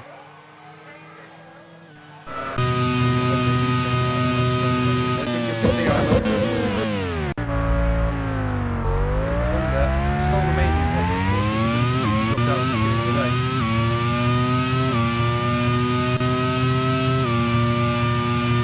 Honda desperately trying to score a point or two from this race. Don't forget the top 10 drivers actually score points at this level.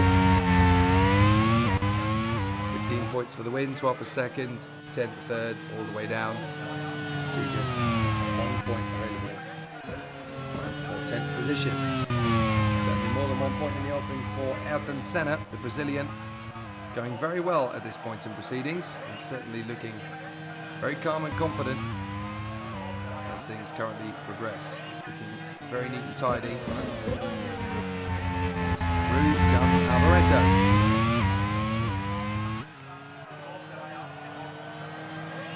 Alboreto running in 3rd position. Boutsen is 4th. Hakkinen is 5th. Berger in 6th. And Prost in 7th.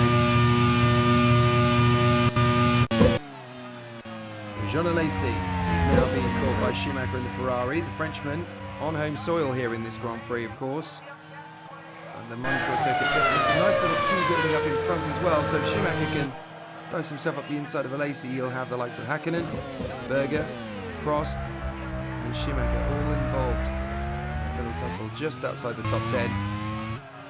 And it's looking pretty exciting, pretty intense stuff at the moment. We get to the half distance point very shortly. And Senna is just 3 laps off the half distance in this Grand Prix mark. There we are then, going off the turn. There is Senna, we just saw briefly there, continuing to lead out in front. And there's Eddie Irvine, along with Willie T. Ribs. Now, Eddie Irvine is not actually caught.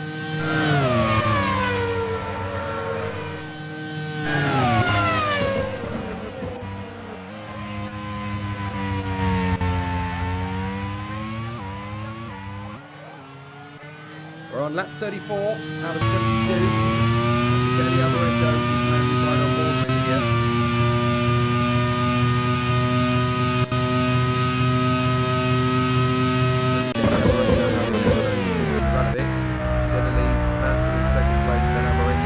And Hakkinen. Prost is going to try and dive up the inside. Can't get through. Schumacher, meanwhile, has managed to get back on terms with Alesi and has got through. So Schumacher through into 8th position as we ride on board with Ayrton Senna. Let's have a listen in the first part of this lap to that engine noise.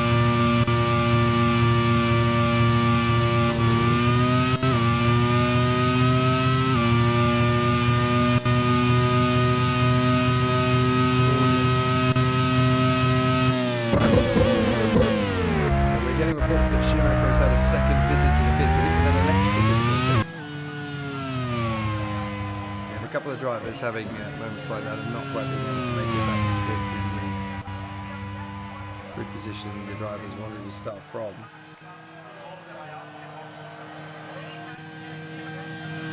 But there is Nigel Mansell in the Ferrari, 28 seconds back from Ayrton Senna in the Porsche Williams. It is an absolutely astonishing turn of events. Kelly Alvaretto in the Lotus runs in 3rd position. Statesman of the sport.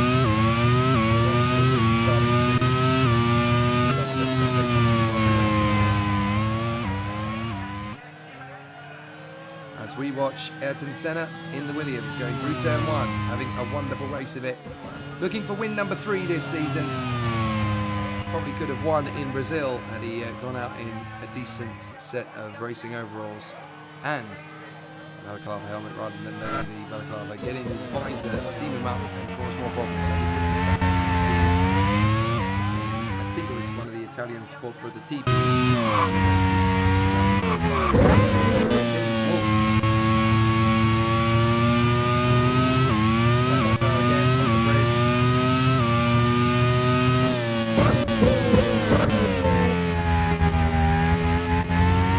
Still the battle rages here in the French Grand Prix. We're getting to the halfway point. Senna has 28.5 seconds now on Nigel Mansell in Lione, as the Tifosi have started calling him.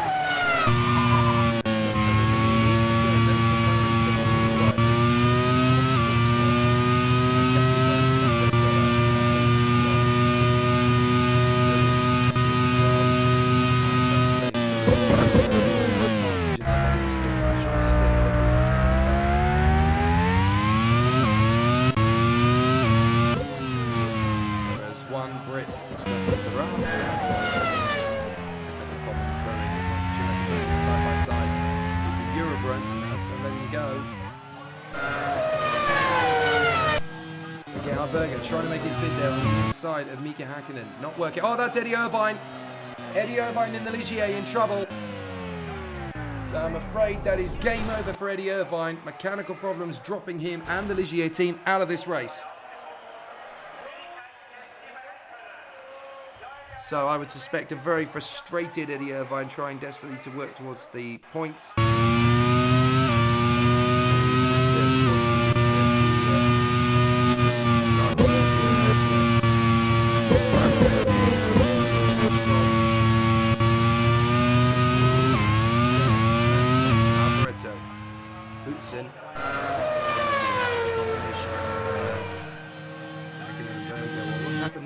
seems to have lost a few places. That's why we're having this squabble, because Thierry Boutsen is actually down to 4th that we know about. He's caught the Lotus in front.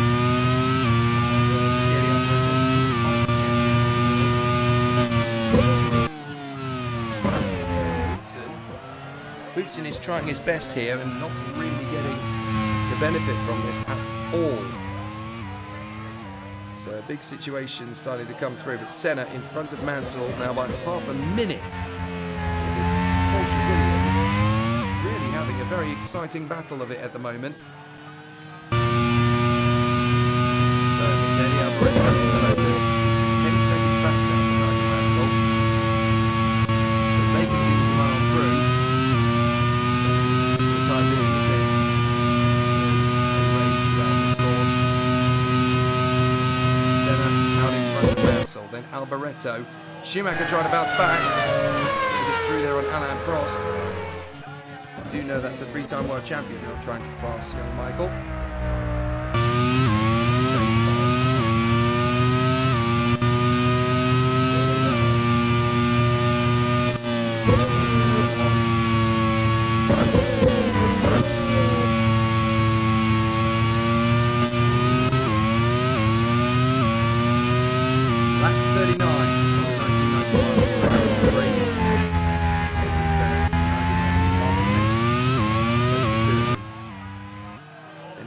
Place. It is Thierry Boutsen in the Williams ahead of the hard-working Gary Roy. Gerhard Berger finds himself a very exciting individual. Everybody sees that in the light by the sound of things.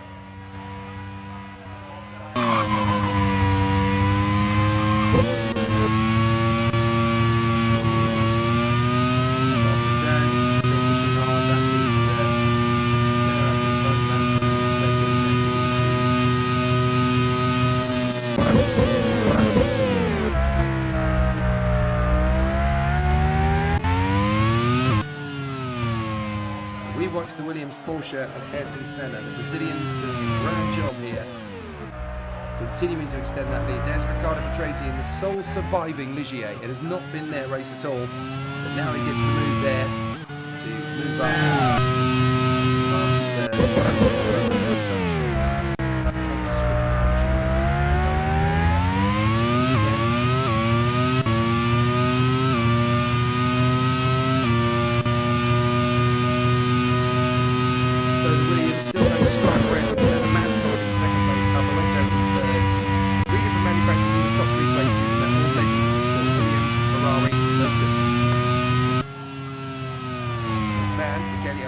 really could do with a podium finish. It's definitely going to help his motivation out. The team could really use a result like that.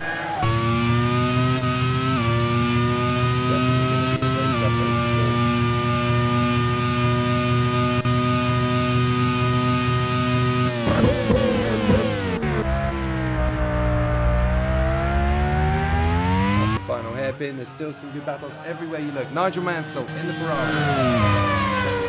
33.5 seconds though. So this is Mansell's biggest fear. He knew this is what was going to happen if he really beat himself.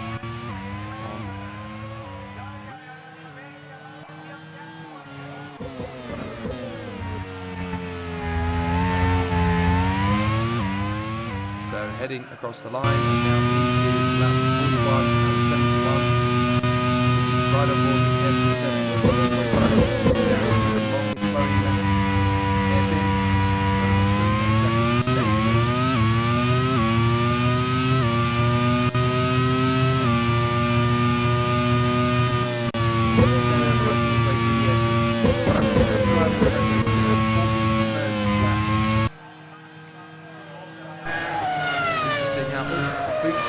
Trying to now level with Alboreto, trying to find his way forward.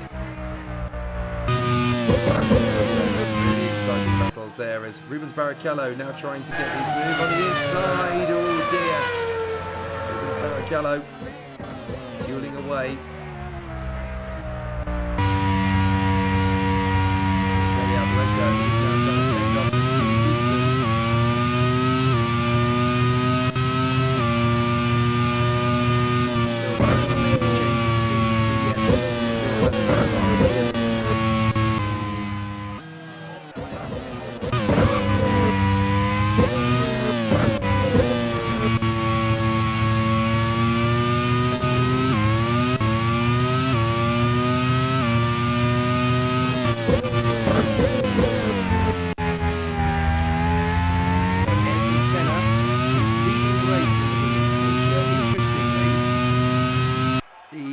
performing. Oh, Senna's out! Senna's out! Unbelievably, just like that, Ayrton Senna, who has dominated the last 3 Grand Prix, and all of a sudden, bang, the engine has gone.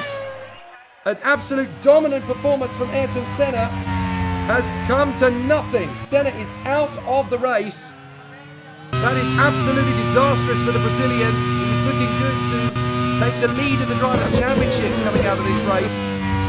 And so, Ayrton Senna is out of this race. What a shock for the Williams Porsche team. They were looking so strong, and now, with Senna out of the race, it hands the lead of the Grand Prix to Ferrari. And their man, Nigel Mansell. Here comes Schumacher, making his bid to try and get up the inside of Alain Prost. Well, this race has suddenly transformed, and the retirement for Ayrton Senna really has given this race a bit of a needed shot in the arm, as Nigel Mansell leads the race in the Ferrari. Alboreto is 12 seconds behind him, and he's having a terrific battle with Thierry Boutsen. So Mansell now leads, Alboreto in second for Boutsen, and Berger and Hakkinen sixth position is sorry, Prost. I apologise, I couldn't read it. Prost in sixth, and then Schumacher, Nannini, Alesi and Barrichello. Mansell is your leader though, 12 seconds. Clear in front. As we join Eddie Cheever, the American. He's got in front of him. I think that's McLaren trying to run back himself, so that could easily be Berger in fourth or Nannini in next place. Just looking to see what other cars are around him really, but yes, it's only one. It's a fascinating situation that's already.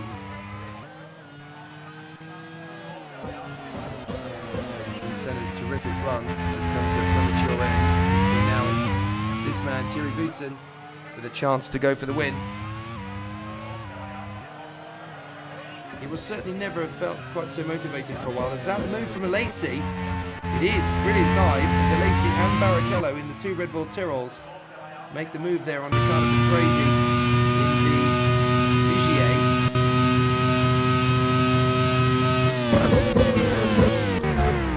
Alboreto makes a late bid to try and lap the Honda, knowing he's had a lot of time to move around in here.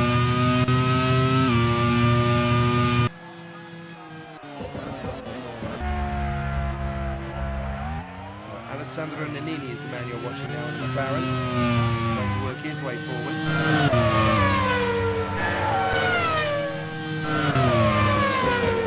Even though we've had a retirement from Ayrton Senna, this is probably not going to put to bed some of the dissension in the ranks in the paddock. There's been a lot of people talking about the difference between Senna's Williams and Boutsen's Williams, saying that there's definitely a performance advantage that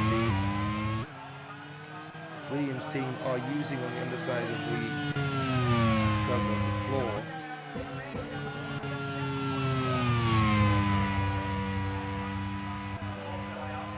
This battle really is starting to take shape nicely. It's not quite there yet.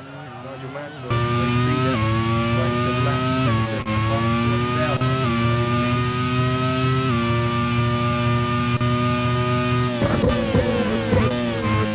Back on the power. Nigel Mansell leads this race.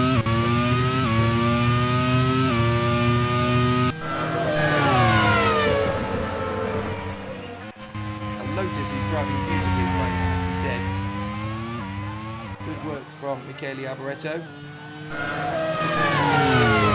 Turning a strong car into a stronger car.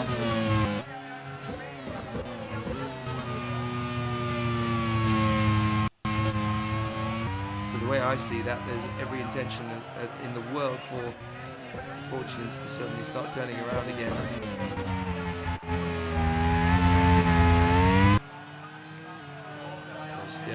They battle on. Great performance so far from our contenders, but it's definitely a tough old race as Alain Prost comes into the pits, and so too does Schumacher. I think that's Schumacher's 3rd visit to the pit lane, you know. He's not the only one coming in. Barrichello's coming to the pits as well. and so too as Alessandro Nannini in the McLaren.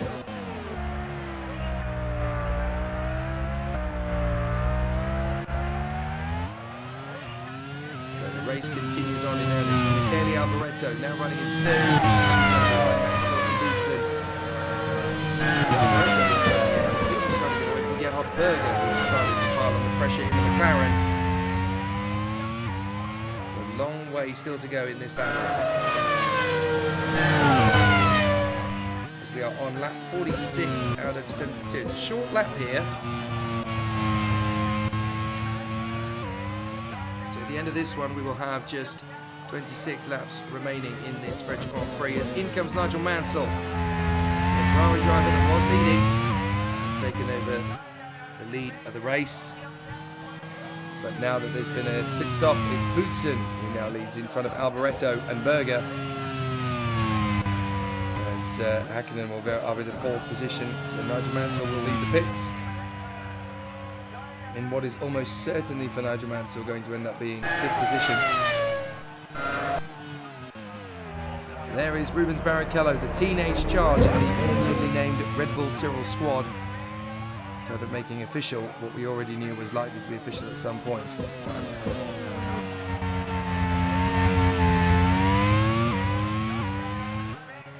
So still a lot to play out here at Magny-Cours in France. Still a lot going for us in terms of a race battle. Gerhard Berger currently sat in 3rd position, hoping to stay on and continue to do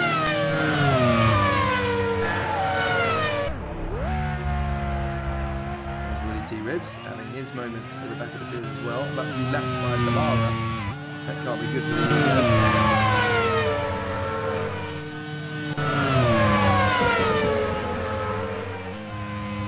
So the battles rage on here in the French Grand Prix. We're looking at Eddie Cheever trying not to trip up over the Ferrari as Mika Hakkinen goes back past the pits, reigning world champion. As into the pits comes the McLaren of Gerhard Berger.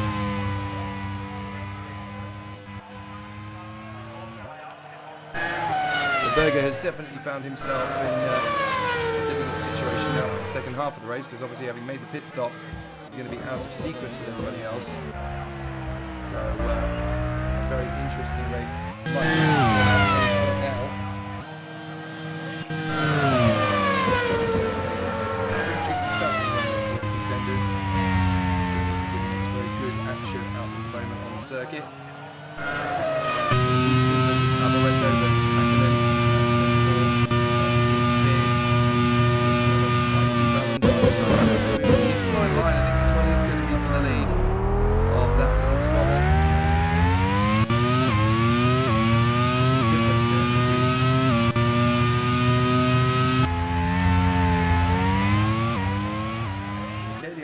Through that pit stop cycle is now recovered in 2nd position.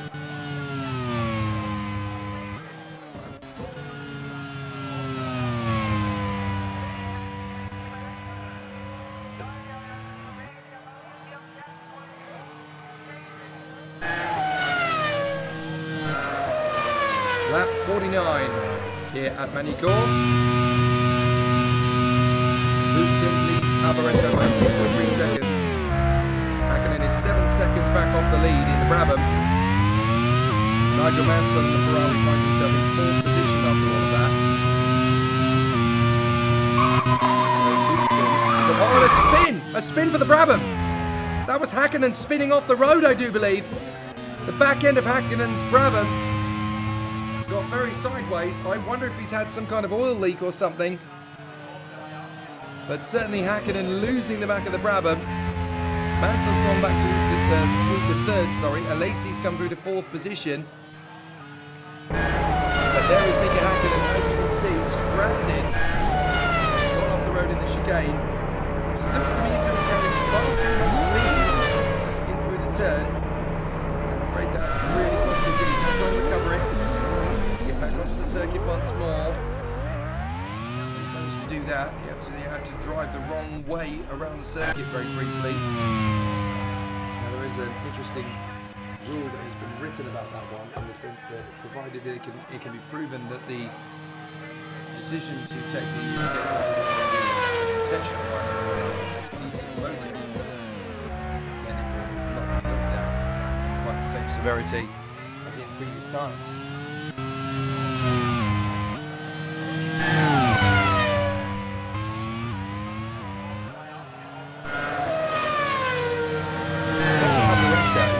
In the Lotus actually finds himself in second place here at the other Williams Porsche of Thierry Boutsen. This has been a very strong, weird day for motor racing in general, for me. Fans into the pits comes Michele Alboreto, down to very nearly the dregs of what that car can actually run on. Blundell comes into the pits as well, so too does Michele Alboreto, the driver in second position. So that is good news, I suppose, for Poland. Boutsen just in front of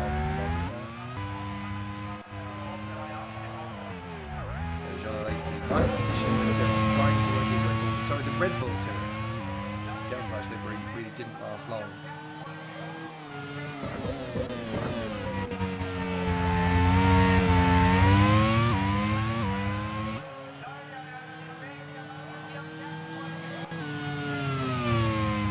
So what's the state of play on lap 51?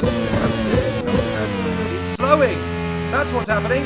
Nigel Mansell in the Ferrari is slowing, joining Ayrton Senna on the sidelines. So that is another major retirement up at the front end of the field. Nigel Mansell is out of the race to join Ayrton Senna. So now that leaves Thierry Boutsen in the lead of the French Grand Prix ahead of Michele Alboreto and Gerhard Berger in the McLaren. Michael Schumacher's Ferrari recovered to fourth place, although I don't know how long he's going to lead that. Down on him. 7th place is Barrichello, 8th is Alesi, 9th is Riccardo Patrese, and 10th, not the only Ferrari driver hitting troubles today, George Clooney, and Thierry Boutsen asked that question.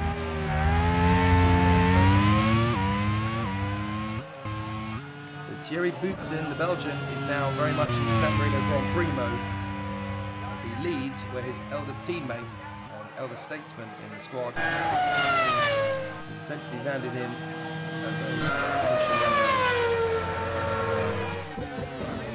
So Thierry Boutsen, who leads this Grand Prix now by just what? 2.5 seconds? There he goes now.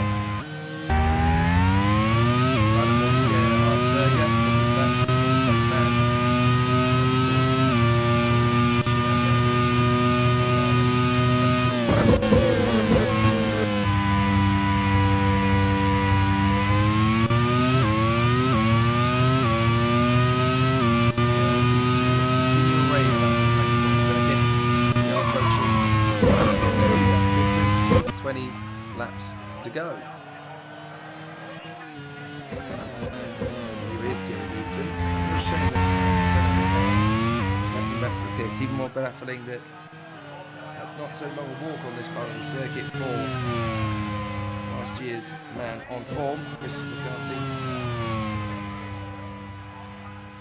Has been talking to me in the pits about how these fabulous drivers are continuing to battle away.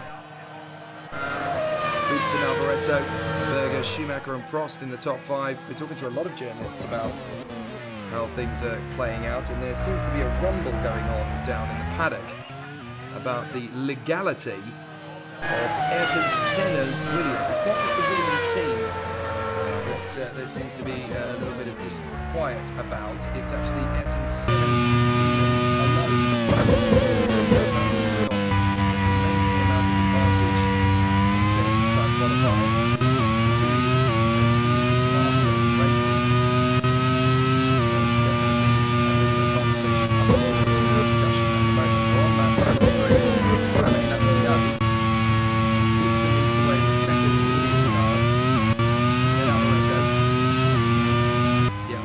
Third position in front of Michael Schumacher and Prost. So straight up.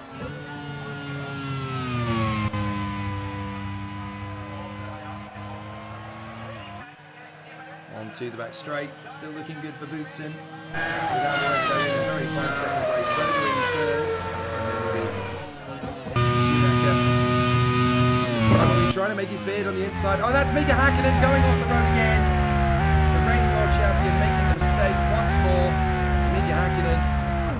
it while already running down in 12th, having had enough to recover the car.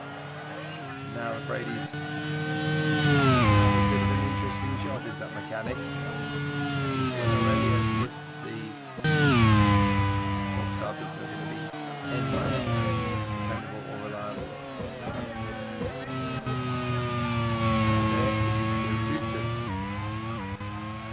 Race leader, continuing to showcase what he can do on a regular basis.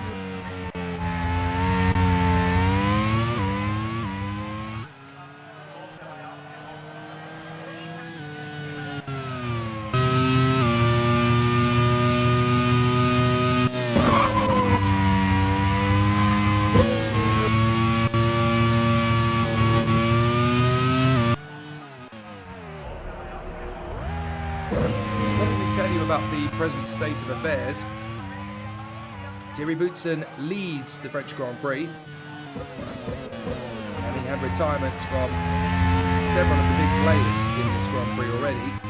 Mika Häkkinen hasn't retired from the race, but he has as good as dropped out of the running because he's got so much damage to his brabham now. Alain Prost has not quite had the race he was hoping for down in 5th position.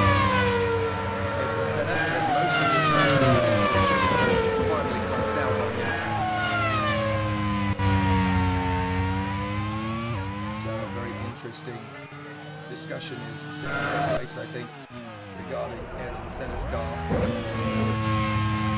We've also lost Nigel Mansell from the race as well, the Ferrari driver, who was looking good to challenge for the victory himself. And there is Michael Schumacher, having dealt with, or tried to deal with, I should say, Alboreto, failing that, and now Gerhard Berger is closing in on the German.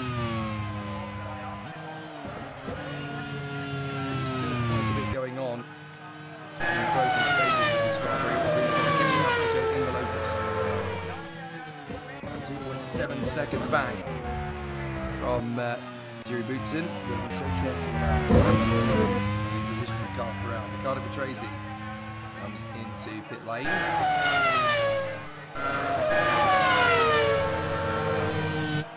As there goes Mika Häkkinen back into the race. Häkkinen has dropped all the way to 14th position now, no points. Lacey is only looking at 4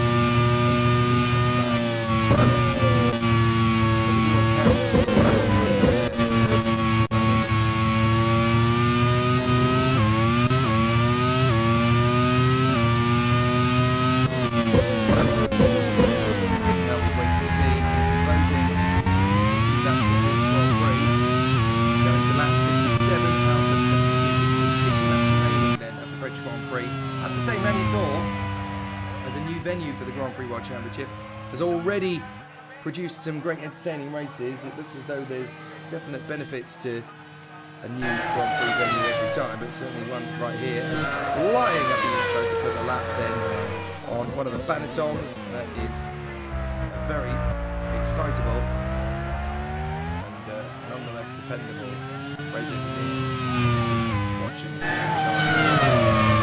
battling for the victory, I guess you must be probably wondering why we lost.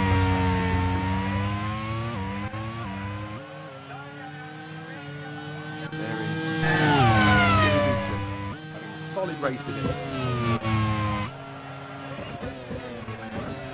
It looks like not for the first time this year where his more senior teammate in the squad, the 3-time world champion. You've got to hope that that result is not I'm sure it isn't. But he now has a chance to go forward.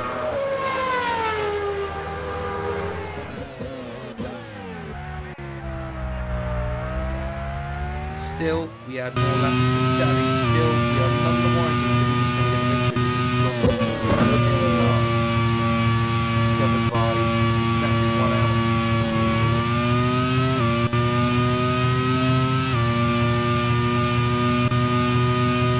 So now it's all about just trying to see the conclusion to the finish of this race. We obviously are on currently lap 58 at 2 minutes past midnight. Looks like we're going to make a very entertaining final of this race.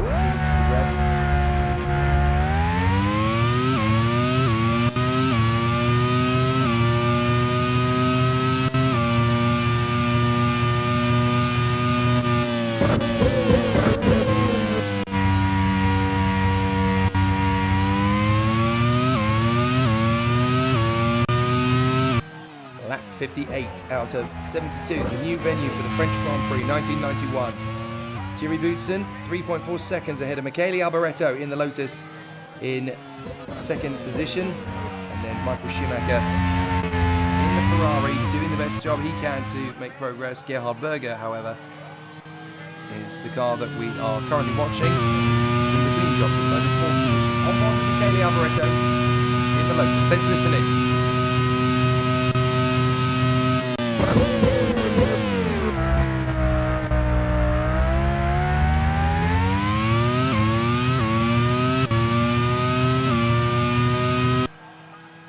Well,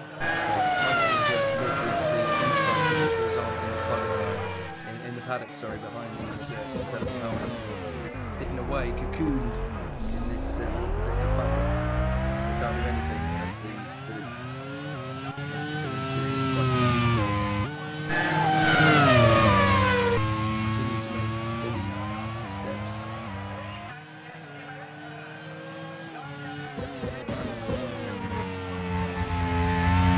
There is Thierry Boutsen, looking good for a second win of the season, inherited by his teammates' mechanical maladies. It certainly doesn't help the Williams team any in terms of confidence, because we go to the French Grand Prix weekend next, which is going to be at the end of this year.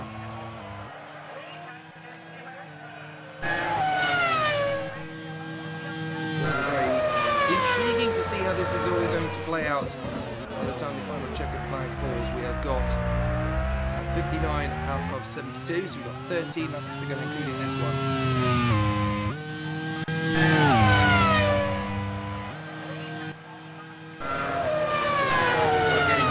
There was another big lunge there from the Tyrrell to take avoiding action.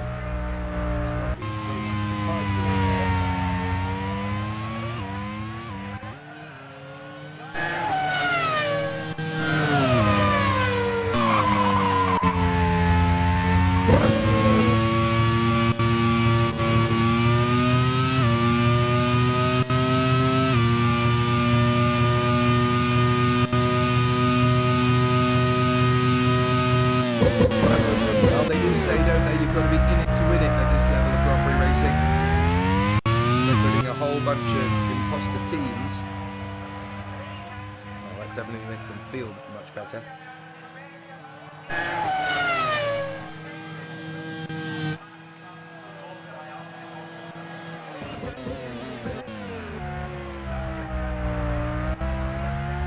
Boutsen leads this man, Michele Alboreto, by 3.5 seconds. Lotus looking for their best result of the season so far. A second place finish will definitely give their back some confidence. Thierry Boutsen in the Williams.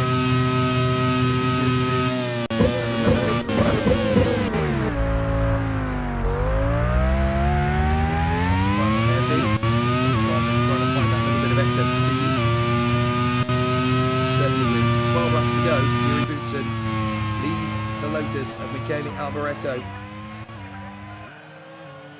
Still hoping for a miracle or two.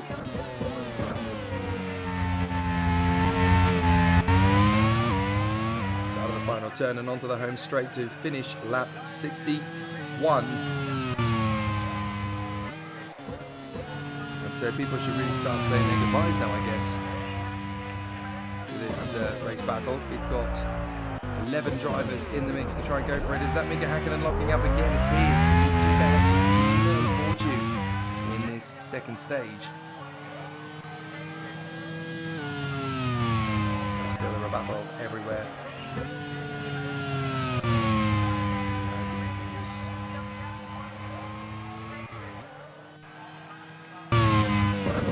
Alboreto in the Lotus just trying to close up his teammate. Still having a reasonably good battle. So, catching past him on the aggregate side of things. It's never going to be as strong a performance as it is like carves his way through the traffic. And hoping he can get out of the way and result in third. Mind you, third position. Considering the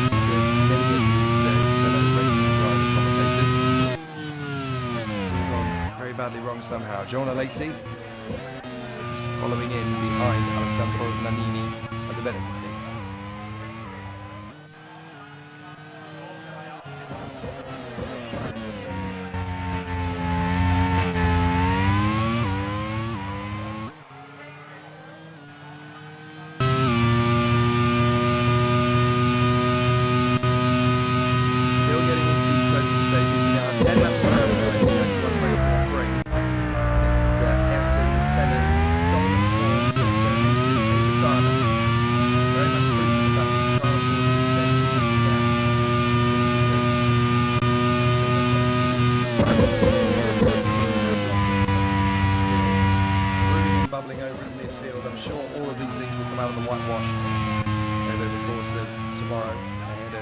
Sunday to Monday's Dubai Grand Prix.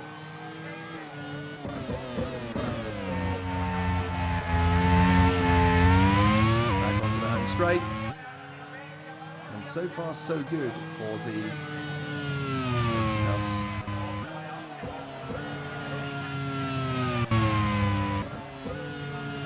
So still taking just a little bit longer than normal. Back onto the home straight.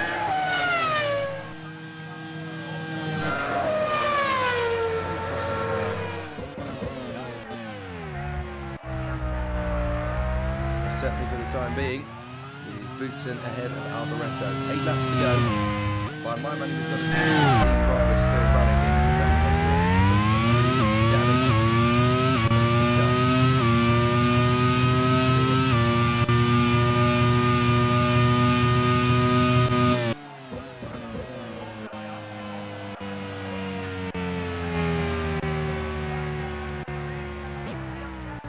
Still the battle's going up now. Who's that's pulling off to the sideline? We've got a mechanical problem just coming out of the new Maison.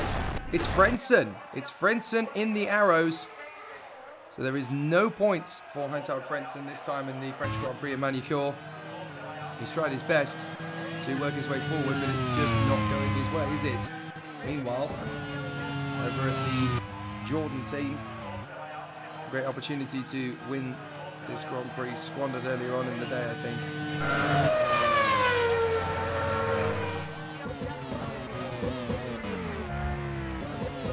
Michele Alboreto in the Lotus, still trying to chip away at the race leader, Thierry Boutsen, to get that gap down. Not easy to predict which way this is all going to go. It's certainly a very exciting positions.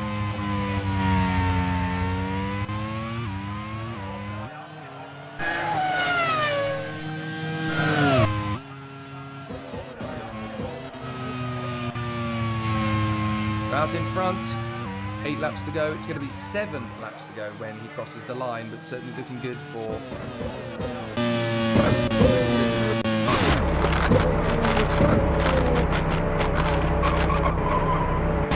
real problems there for Berger. That's Berger coming off the road now. The McLaren is in major trouble. So Gerhard Berger drops out of the race. And that is pretty catastrophic for McLaren there. They were up in the top 5. Berger was looking so smooth, so strong. I'm afraid Gerhard Berger is now listed to the rest of retirement in the closing stages of this Grand Prix. We're only on lap 66 out of the 72 that are permitted to run. Well, this is great news for our veteran sport.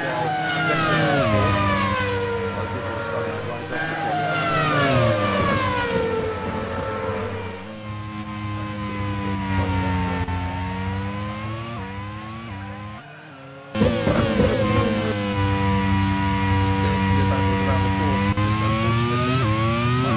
Berger, so the Austrian, does like spotted to explore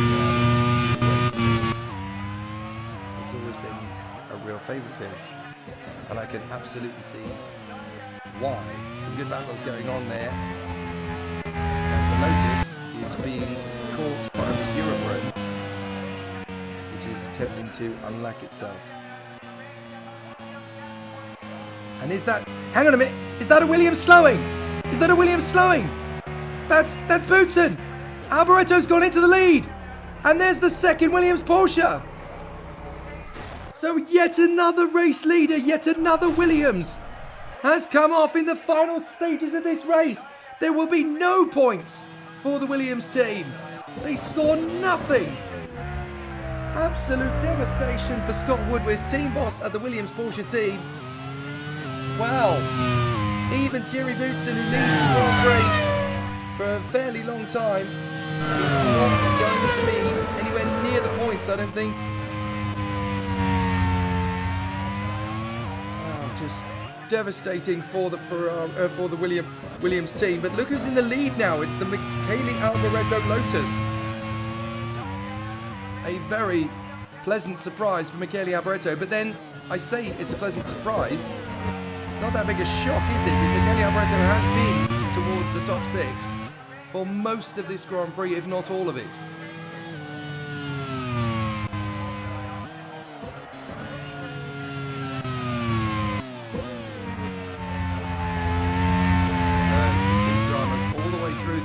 French Grand Prix then, but another big sting in the tail to finish off as Michele Alboreto is now on course to win a very tough, very tricky race battle for the victory. Very, very tough between the three of them. So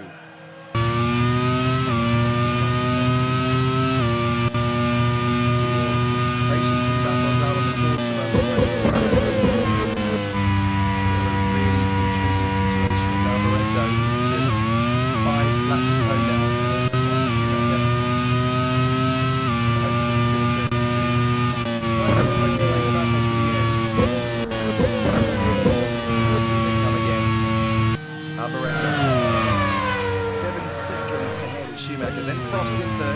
In 4th, so good points on the board for Tyrrell, that's for sure. 5th place is going to be Alessandro Nannini in the McLaren, so they've still got a team in, they've still got a driver something in the top 5.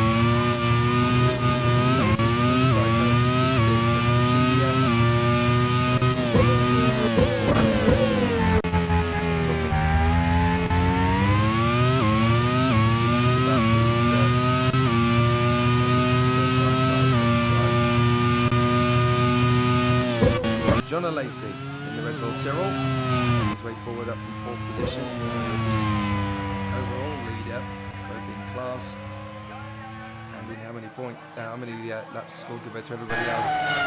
So Michele Alboreto actually leads the incredibly kind-spirited of you, French.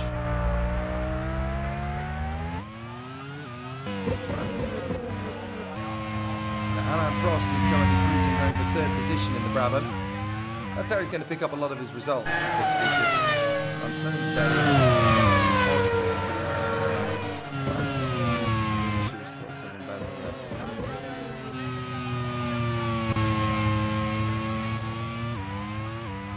So it never stops being entertaining, this sport, does it? Still a lot of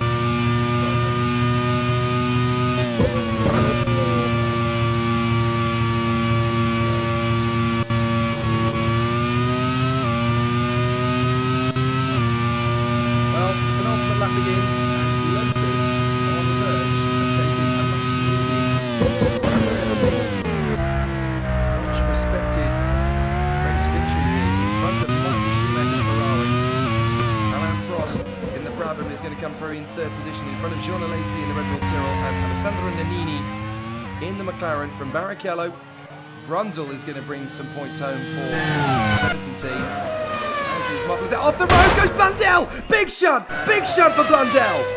Oh my goodness, that's a big crash from 9th position. Wow, he was very lucky there, Mark Blundell. He just overshot, lost the car completely, and unfortunately hit the barrier. So Mark Blundell, I was just about to say about the Benetton team that it's going to be very pleasant to have 2 Formula 1 racing, well, just celebrity in general, I guess, after that one. But poor Mark Blundell, with 2 laps to go, his race is already over. He's now got to do all the ignominy of watching this and joining this, and heck of a crazy French Grand Prix, that is for sure.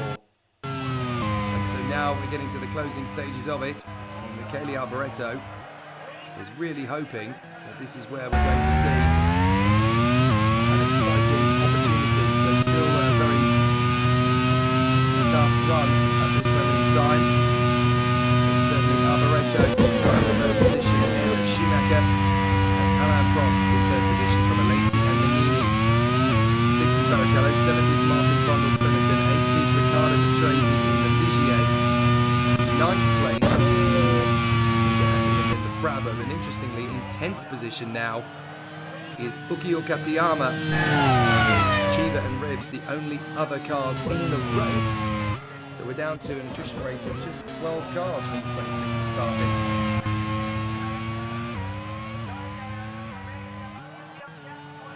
So a very interesting and intriguing situation at the moment. But Alboreto, 7 seconds clear of Schumacher, then Prost, Alesi and Nannini. Barrichello in P6, Brundle in 7th. Crazy. Hakkinen and Katayama.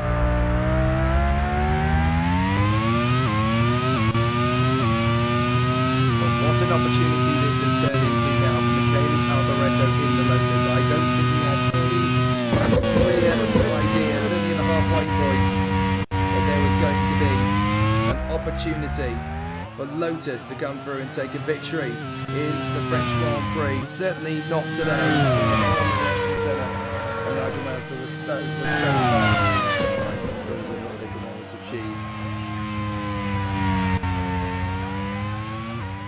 So here comes the final charge through to Victory Dais.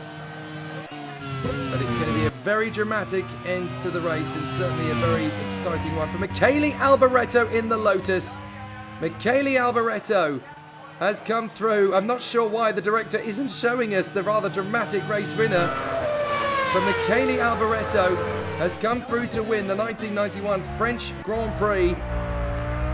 A big moment over at Lotus. There it is. Michele Alboreto has given the Lotus team their first win of 1991 ahead of Schumacher in the Ferrari and Alain Prost in the Brabham. Then Jean Alesi's Tyrrell, Alessandro Nannini in the McLaren, and then we have Rubens Barrichello ahead of Brundle, Patrese, Hakkinen and Katayama-san. What a result for Lotus. Team boss Ryan Ferris is going to be very, very happy with the way this has played out. Excellent display and a great performance for Michele Alboreto, who was only just recently thinking about, his mortality in Grand Prix racing.